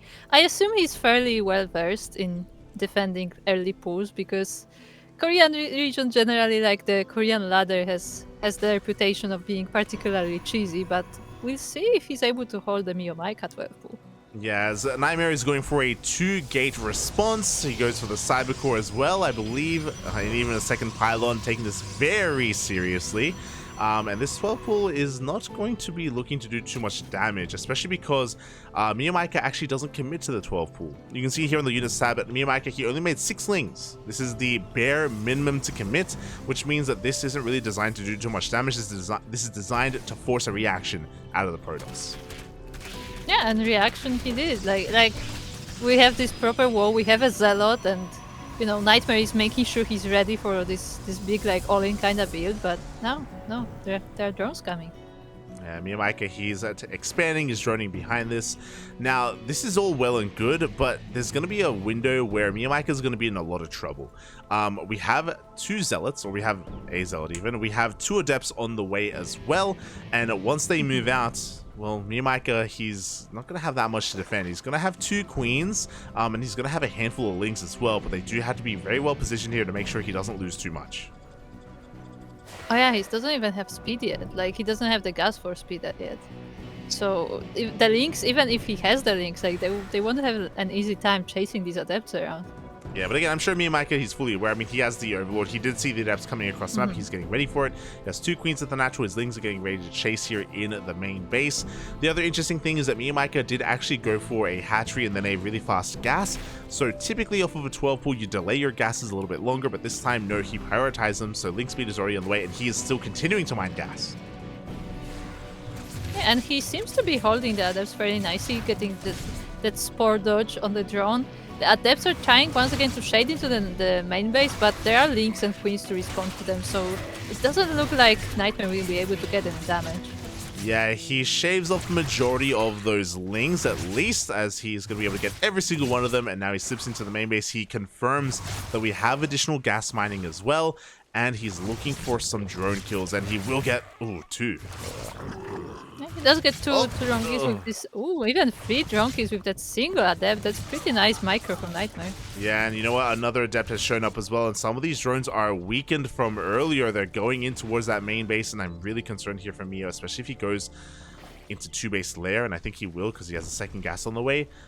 We do have NightMare going for a Twilight Council opener, not a Stargate.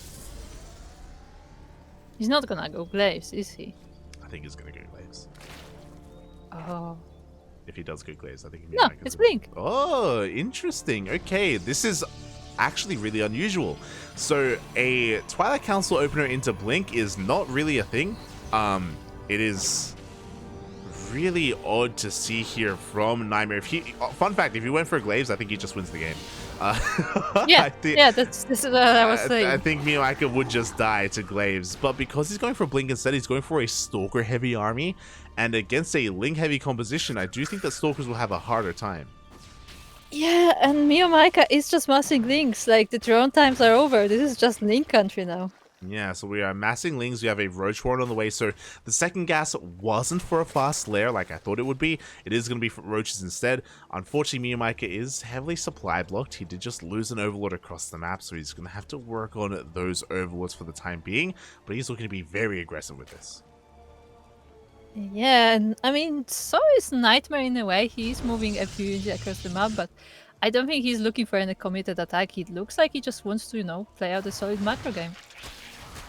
Yeah, as the Adepts are going to be cleaned up across map, the Lings have been spotted, they have been confirmed, and this is all good news for MeomaikA in a way, where he is able to get into his own build. We have the 3rd hatchery finishing up just for Larva, as MeomaikA is just amassing nothing but Lings and Roaches. He's going to be going for his own all-in.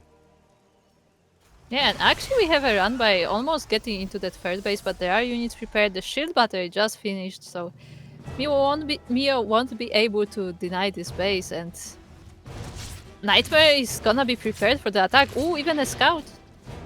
Yeah, Did the Roaches dodge? The scout confirmed the lack of drones here at the third base, and he saw the roaches in the main, so that should be a tell. NightMare immediately, yep, there we go.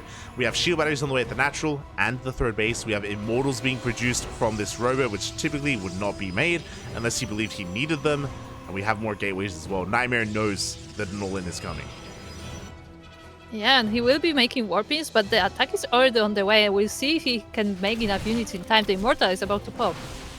Yeah, the Immortal is on the way. The Lings are trying to go first around, but no, the positioning is just too damn good. The Ravagers are arriving, and I believe the goal here is for the Ravagers to pile down that Zealot, and the Lings can bust on in. But we'll see if that's it. Up! He dodged, the Zealot dodges, and the Force Speeds are keeping the army at bay. And now that the shield batteries have finished, there is an Immortal on the way, and the second one is halfway done.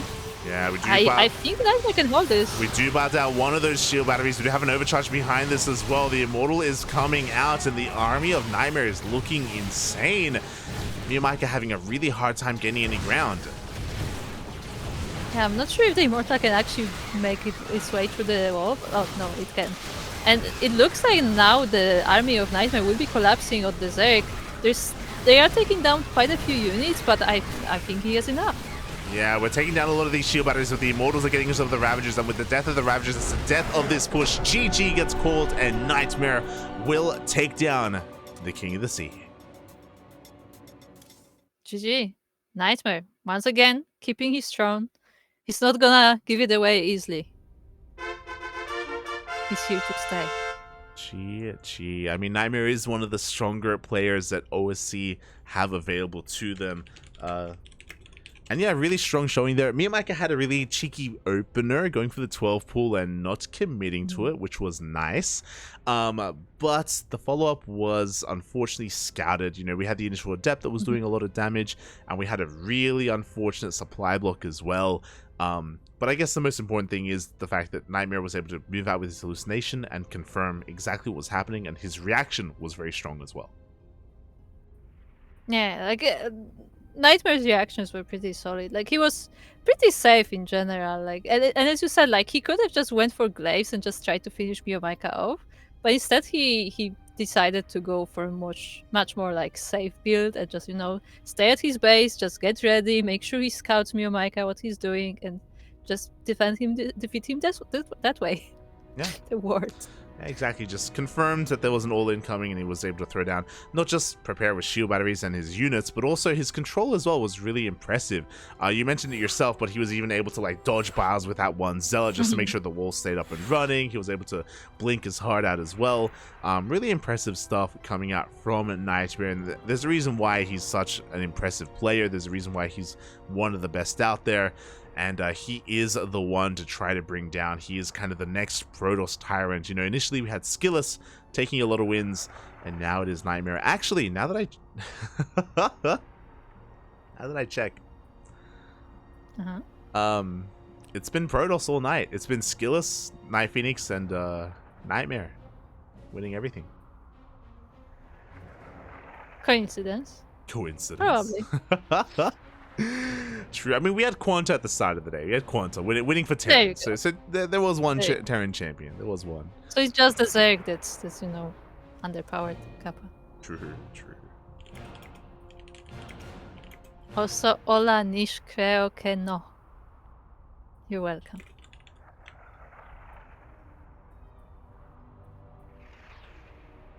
Ah, ¿qué tal? ¿Cómo estás, papi? ¿Cómo estás? El plátano himself. Oh, it's beautiful. We need to come up with a new name. Plátano is a banana? Yes, it is. It is. God damn it. It's beautiful. It's beautiful. Yeah, we need to come up with a new name. We need to come up with a new name for him because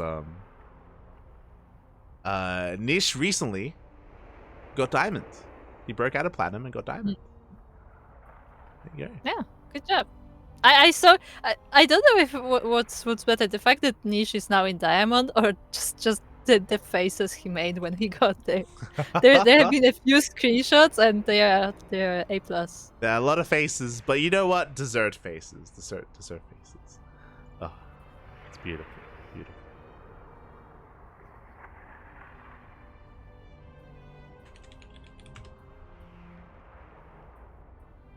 as we have our next opponent, our next challenger ready and waiting, and here he is representing his new team. It's gonna be Spirit.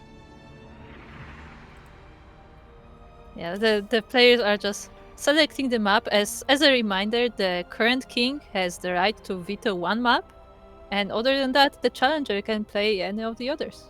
There you go. So we are going to be getting into NightMare versus Spirit. And I think this is a really solid match to almost end things off, because Spirit is one of the best Terrans in all of Europe. He's up there alongside Hero Marine and Clem, arguably superseding Hero Marine in recent times as well, just because of his insane performances.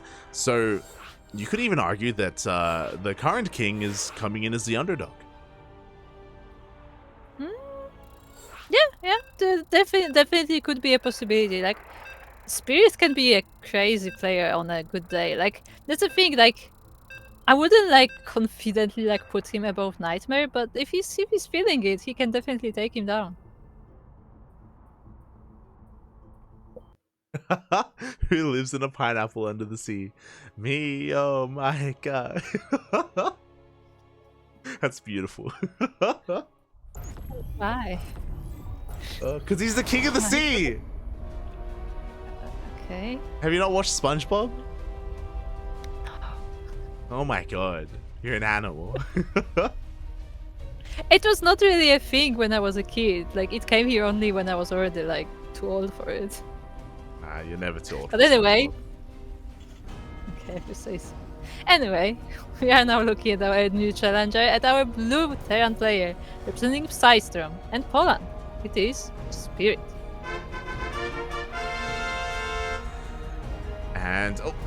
And spawning in the bottom left-hand corner of Royal Blood, we have as opponent, we have the South Korean Protoss player representing Team Abydos, the current king of the hill. It is NightMare.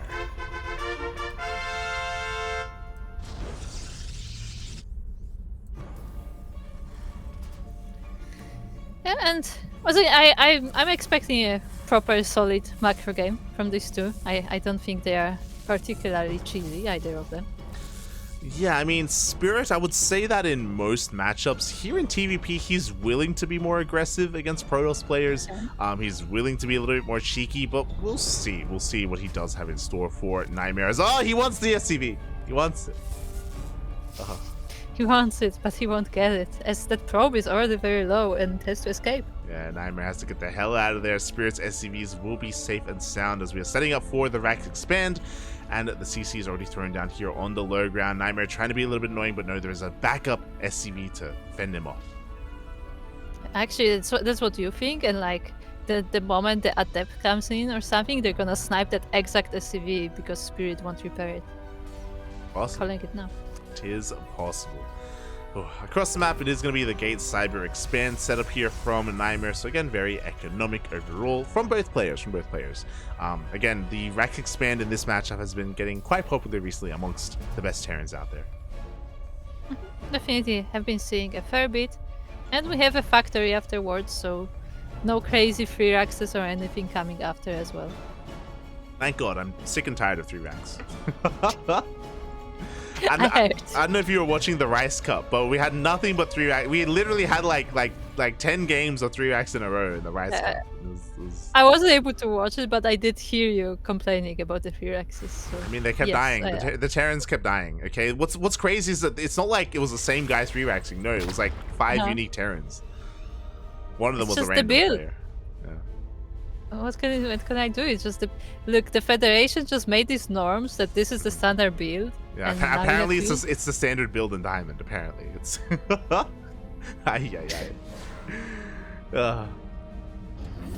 alas, we are getting into this, and NightMare is going to be mixing things up already. Is going to be going for a Stargate opener back at home. Oh, and a Phoenix as well. Interesting choice from NightMare there. And meanwhile, Spirit going for his 1-1-1. Now, Asher, if you're in the chat, go to bed so you don't smooch. Because this is because this is the standard setup to get into Phoenix Colossus. Very, very meta composition here in PvT. We see it quite often, and there's a reason for it, because it is a great way to get map control and to be very efficient with as few units as possible. And it's Asher's favorite.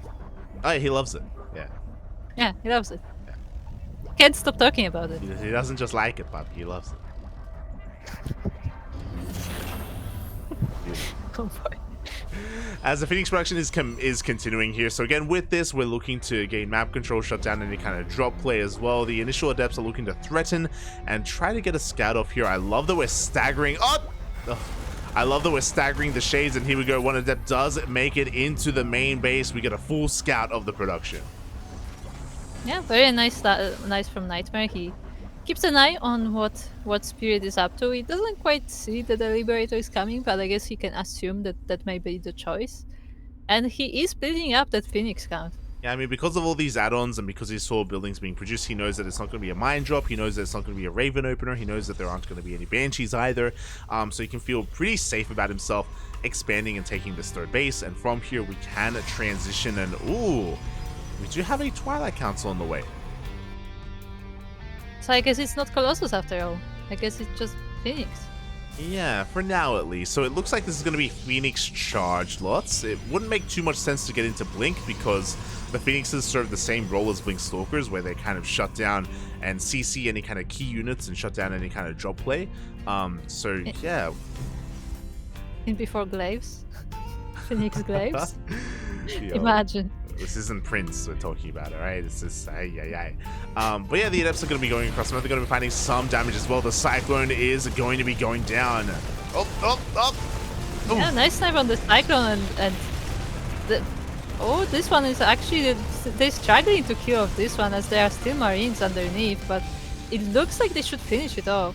Oh no, the Cyclone will survive. The repairs are just too damn good. At the same time, we have a Liberator in the main base, a Hellion here at the natural as well. Spirit doing a lot of damage with a little, despite the fact that we had all these Phoenixes. 7 probes go down. NightMare struggling here in the early game, being a little bit too adventurous with his Phoenixes and not really respecting his opponent as much as he should have.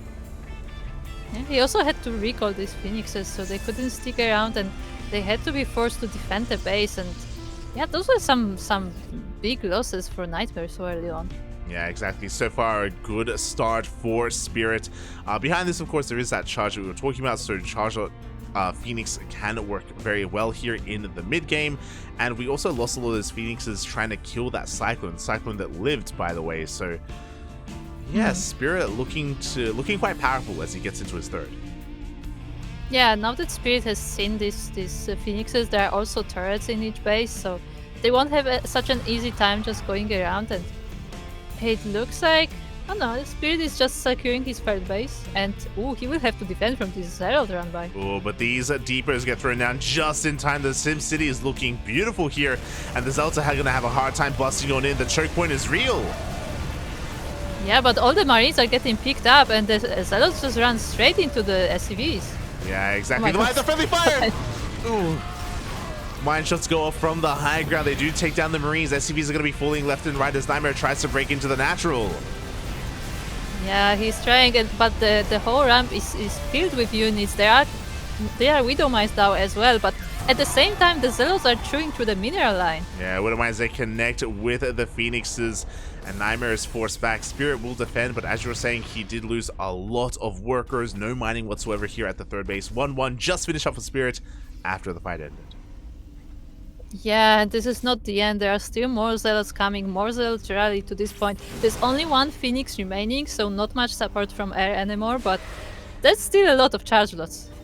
Yeah, and it's okay because we're getting out of Phoenix production. We're getting into Blink Stalkers instead. No more Phoenixes inside. We're getting into a second Robo and a Robotics Bay as well. So it looks like we're going to be getting into double Robo, either Colossi or Disruptor production. But NightMare still needs more time to get into that. The army is distracted with the Zealots, so the Adepts may actually be able to get into the natural. But we have reinforcements back at home. The Adepts do not find a way in, and Spirit has a pretty devastating army here across the map. What do we have at home to defend? We have a shield battery, we have some Zealots, sure, but we also have Widowmines. Yeah, actually not need dodges, only loses one Zealot per Widowmine. This one Phoenix still trying to be as useful as it can, and now the Zealots may be able to clean this up. Yeah, another Widowmine will connect with the Zealots. There are just so many of them. Good stutter stepping from Spirit though, and he's able to force this back. Yeah, it looks like NightMare went a bit too far from the shield battery. Now the overcharge will be pulled, but Spirit has an overwhelming army. Yeah, he just has a little bit too much with those upgrades. The Colossi comes out just in time. Without the Colossi, Spirit would have broken this base, but the Colossus is now here, and with that Spirit, he wants it up, up. Yeah, he will focus it down. The Colossus will fall. Now it's just the Stalkers protecting from the Terran, and I don't think they are enough. Yeah, it looks like the third base has been broken, and with that, Spirit is looking to take that crown, looking to take down the terror that has been a NightMare. As we go for a scan, Spirit going to be feeling pretty good about himself. He does recognize that there is no backup third. Yeah, another Colossus does pop, but there's a lot of Marines, a lot of Marauders here, and this Colossus should be focused quite easily as the third will be going down. Yeah, exactly. Third does fall, and from here, Spirit, he just turns back around, he stims, he gets the Colossus just barely with that last shot. Yeah, 2 Liberators are here to reinforce as well, so they will be able to deal with the ground army, and I don't think NightMare can muster enough defenses, even though this is not a huge army anymore, like, NightMare just doesn't have a lot. Doesn't. He has a handful of units. He has 1 Colossi. He tries to go for a Zealot Rabbi, but no, he does no damage. With the addition of these Liberators, in Spirit, he should be able to lay siege upon the main base. And there we go. He's able to take down that Cyber Core. Yeah, Spirit tried to doom drop the main base, but actually there were Stalkers to meet him, and he lost 1 Medivac. I'm not sure if it was full, but definitely some units in there. And now NightMare is trying to go around the forces, but I'm not sure if he can do it. And we stim once again. We won another Colossus, and we are not going to be able to get it, but we get a lot of Stalkers instead. Value nonetheless as we once again get on top of it. We do almost lose the shield battery, sorry, the shields, but the shield battery does come in clutch and keep the Colossi alive. Yeah, what now? Like, sure, Spirit went back home, but is NightMare, like, NightMare is alive, but is he leaving? No. Spirit has his third base up and running. He has the economic advantage. He's been able to tech up into Ghost as well for those EMPs. Sure, he was forced back for the time being, but he kept his Medivacs alive, and he's looking to just consolidate his army, muster up a second force, and move out with the second wave. NightMare is being active with a couple of units because he has to be. Like, he has to do something right now, and he's going to be able to get an SCV, which is nice, but he has to be very careful not to be caught out. Yeah, he has that observer to make sure he keeps track of where the army of Spirit is, but I don't think he can do much with this small army. He is working on the Dark Shrine, but if you remember, we started this game with Phoenixes, so there are already turrets in each base. Yeah, the turrets are already in position. Spirit is moving out with his second army. He has the Ghost, he has the EMPs, he even has a Viking as well, just to mix in and just to help add to the damage against those Colossi. And there's only 1 Colossus. We delayed Colossus production in favor of the DT, and the EMP is insane. Yeah, the Colossus gets deleted, and now these probes are completely defenseless. There are only a few Stalkers left. There is a Disruptor on the way, but I don't think he can be ready in time. Yeah, exactly. We're breaking into the natural. GG gets called, and Spirit will take the game, dethroning NightMare, and he is our new King of the Hill. Yeah, very nicely done by Spirit. Very solid, very powerful play from our Polish Terran player. Again, there's a reason why going into it, we said that Spirit was going to be the favorite and NightMare the underdog, because Spirit has just been on fire recently. He is one of the best Terrans in Europe, arguably top 2. Again, Hero Marine has been maybe resting on his laurels a little bit and has been, sitting back a little bit too much as Spirit has been creeping up on him. To be fair, I don't know how active Hero Marine is in like online tournaments, because he would play like ESL Open Cups. Like, I know he plays EU every week. I don't know if that's still the case, but he would do that for a while. But I don't know if he really signs up for any other tournaments. It feels like he's only the ESL Open Cup, player. Yeah, exactly. And maybe, he with the lacking of experience in these online events, he's been, or at least Spirits with his experience in all these online events, it's all been paying off for him. He's been just leveling up time and time again. And now we have one final matchup to end it all. We're heading over to the land of Europe for one more best of 1. As a reminder, the final king of the week will also receive a bonus prize, because once again, for every map won in King of the Hill, you do get a little bit of a prize. But the last King of the Week does get a bonus, so it's definitely worth it to fight for the last spot. Oh yeah. It really is, as we are getting into this, and our last matchup is going to be a TVZ. Okay. We saw them earlier. It is going to be the young European Zerg player from CSO Esports. It is going to be YoungYakov. Is he still young? How long are you young? He's still a teenager. You know? Okay, fair enough. Yeah. When did baby change to TY? That's a good question. As we are getting into this is it, the final series to end it all, the final matchup. Before it's over.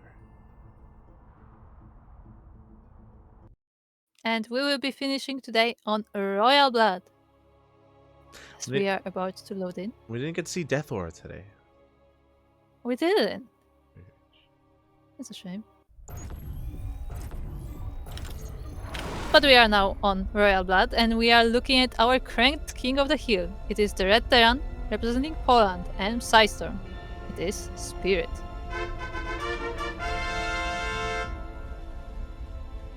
And spawning. In the top right-hand corner of Royal Blood, we have his opponents. We have the challenger, the final challenger of the night, representing CSO Esports. It is YoungYakov.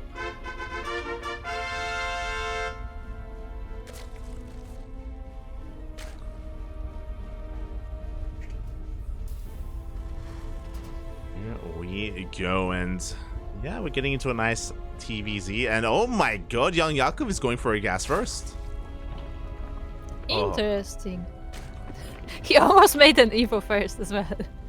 that would have been a build I haven't seen exactly in a long time. So this is going to be a gas pool hatch opener. With this, we're going to have an abundance of gas early on. This can lead into a straight up Ling Flood. This can lead into a Bane Bust, or it can lead into a Roach Rush as well. We'll keep an eye on YoungYakov and see what he has in store for us. For now, it looks like he will be taking that second base, so no one basing Zerg coming up, and we'll see if Spirit can find it out, because I don't think he's sending a scout.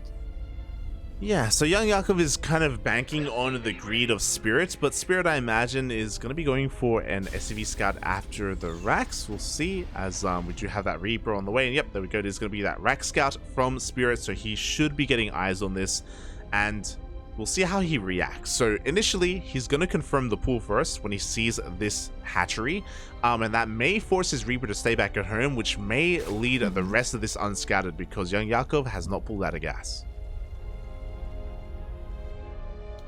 Yeah, the gas mining is still going, and the Zerglings are ready here to scare the SCV, and actually Spirit may just not go into the base at all. Yeah, exactly. So the goal here for these Lings is to make sure that the follow-up scout has been denied, as this is going to be a Bane Bust. Meanwhile, this Reaper has to make a choice, and it's a hard choice. The Reaper has to stay at home, because otherwise the Lings are going to delay the CC. So we have to keep this here back at home. If this was just a pull first, then, you know, Spirit has to make sure he doesn't fall behind. But we can see it isn't a pull first, it's all in. Yeah, it's only with Banelings as well, so they will be able to deal with the early bio units that Spirit is working on, and the Reaper is trying to see if the Zerglings are coming, but he actually doesn't see anything. Yeah, I love this from Spirit. He moves out initially to bait the Lings, then he comes back as well. It's just trying to make YoungYakov react. But here we go, the Banelings are being morphed in, the Lings are flooding across the map. He hasn't made a single worker in a very long time. What do we have at home to defend? We're about to have 2 Hellions, which will help. But, ooh, the Lings have been revealed. The Reaper does go down. Yeah, the Reaper does go down, which means there are only Hellions to defend, and the Banelings are moving in. This will be a bust. Yeah, exactly. The Hellions are here on top of the wall, but the wall is no longer a wall as the Banelings do bust on forward. Lings are trying to get on top of said Hellions. How good is the control here from Spirit? Good target firing on that one Baneling.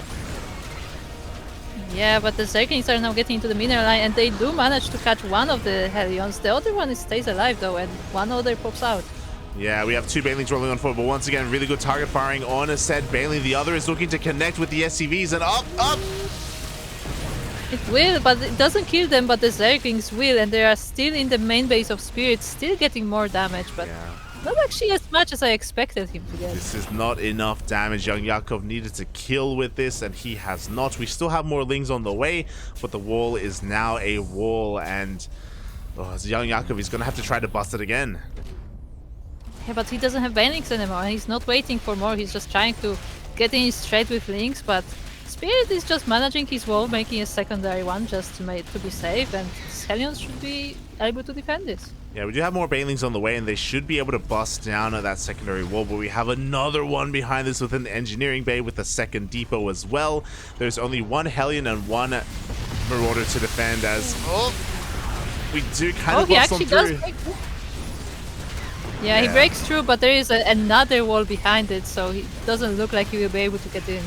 Yeah, exactly. The secondary wall is just too powerful. Another Hellion's going to be going down, but now we have a Banshee, and now Spirit has held. That is a fascinating SimCity, though. It's really creative. You know, the wall is a wall, and that's all that matters right now. YoungYakov is forced to drone.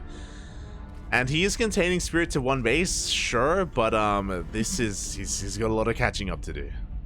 I mean, it's more like 1.5 base, because the orbital is still standing and it is making a CV, so it's kind of like a half base.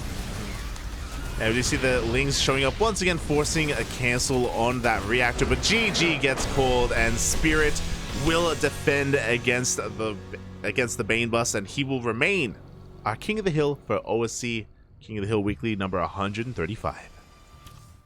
Yeah, GG to Spirit. Really nicely done. And as a reminder, he may be able coming back next week as the last King of the Week. Can also take that role in the next weekly. There you go. GG, well played. Congratulations to Spirit. Things were looking a little bit scary there, but what was really standing out in the defense was his Hellion control, being able to target down every single one of those Banelings. Only 1 Baneling got a connection, and it was not enough. So yeah, really impressive stuff there by Spirit, able to keep a cool head in a really chaotic situation. So really well done. Shout out to YoungYakov though. He did try his best. He did come in knowing that he was the underdog with a specialized build, with a specialized all-in. Didn't work out in the end though, but it almost did. Almost did. Yeah, and as you said, like this, like a lot of players would panic in this moment. Like when you see the Lings, like, you know, going through a mineral line, like on the back of your head, like you think you lost, and like you kind of like stop focusing on the play. But like no, Spirit calm and collected. Like he knew what he has to focus on to hold it. He knew he has to focus the Banelings, and he did just that, and it worked out. Yeah, really solid stuff there out of Spirit. In both of his games, looking really impressive. And again, we expect that from Spirit nowadays. He has been able to really earn his kind of earn his role as one of the best Terrans in Europe. And GG, well played. Hope everyone in the chat enjoyed themselves. We had quite a number of players featured tonight from all around the world, from Korea, from Europe, from Southeast Asia. A lot of good matches, a lot of good fun. Yeah, as you said, a variety of players, of different strategies, of different regions, different races as well. Once again, no Zerg Kings. Oh god, exactly. As it is getting quite late here, I believe ESL Open Cup Europe is going to start soon as well. I can see a bunch of people. Like 2 minutes ago. There you go. ESL Open Cup EU is upon us. Are we gonna cast it? God no. We aren't. But if you're out there and if you want some more StarCraft, ESL Open Cup EU is about or has now begun. And you can check out some of those other lovely English casters out there if you want some of that ESL EU action. I believe Rotterdam and Steadfast are covering that. Meanwhile, if you want some more CranKy Duckling action, we're going to be live later on tonight for ESL NA, ESL Open Cup North America, as that is going to be live in a couple of hours, in 7 hours from now. So I'm going to quickly go to bed, hopefully wake up in time, and hopefully cover that as well. Yeah, so make sure to tune in as Light will be covering that. Also, if you want to be notified about ESL Open Cups, about the Kung Fu Cups, about the WTL, about all the other tournaments that are going on, then follow StarCraft Esports, because that's a community-run account at StarCraft Esport without an S at the end. It is on Twitter and it is on Facebook, and it is run by mostly me and Light. But we also have a few other contributors like Vortex, like Papa Panda. So this is a community-run account that posts about tournaments that are currently going on. So make sure to follow that if you are interested. There you go, there you go. Make sure to check it out if you want to be up to date with all of your StarCraft news. Meanwhile, thank you so much, everyone, for watching. Thank you so much for the support. Kura, where can people find you when you're live with your stream? You can find me at twitch.tv/16squadsanseki, where I may stream one day when I'm not busy working. And Light, when is the Diablo stream? Exclamation mark Light in the chat. Light VIP on Twitch and Twitter. Light _ VIP on Twitch and Twitter. I do stream throughout the week. I don't stream on days when we're casting this late, like today. Like we had 2 tournaments that we casted back to back, so I didn't stream today, but I will most likely stream tomorrow. And I will attempt to finish Diablo 2 before Diablo 4 comes out. We'll see if we can. I will see if I can do that. Otherwise, I'm also laddering and streaming some Zerg ladder gameplay if you're interested as well.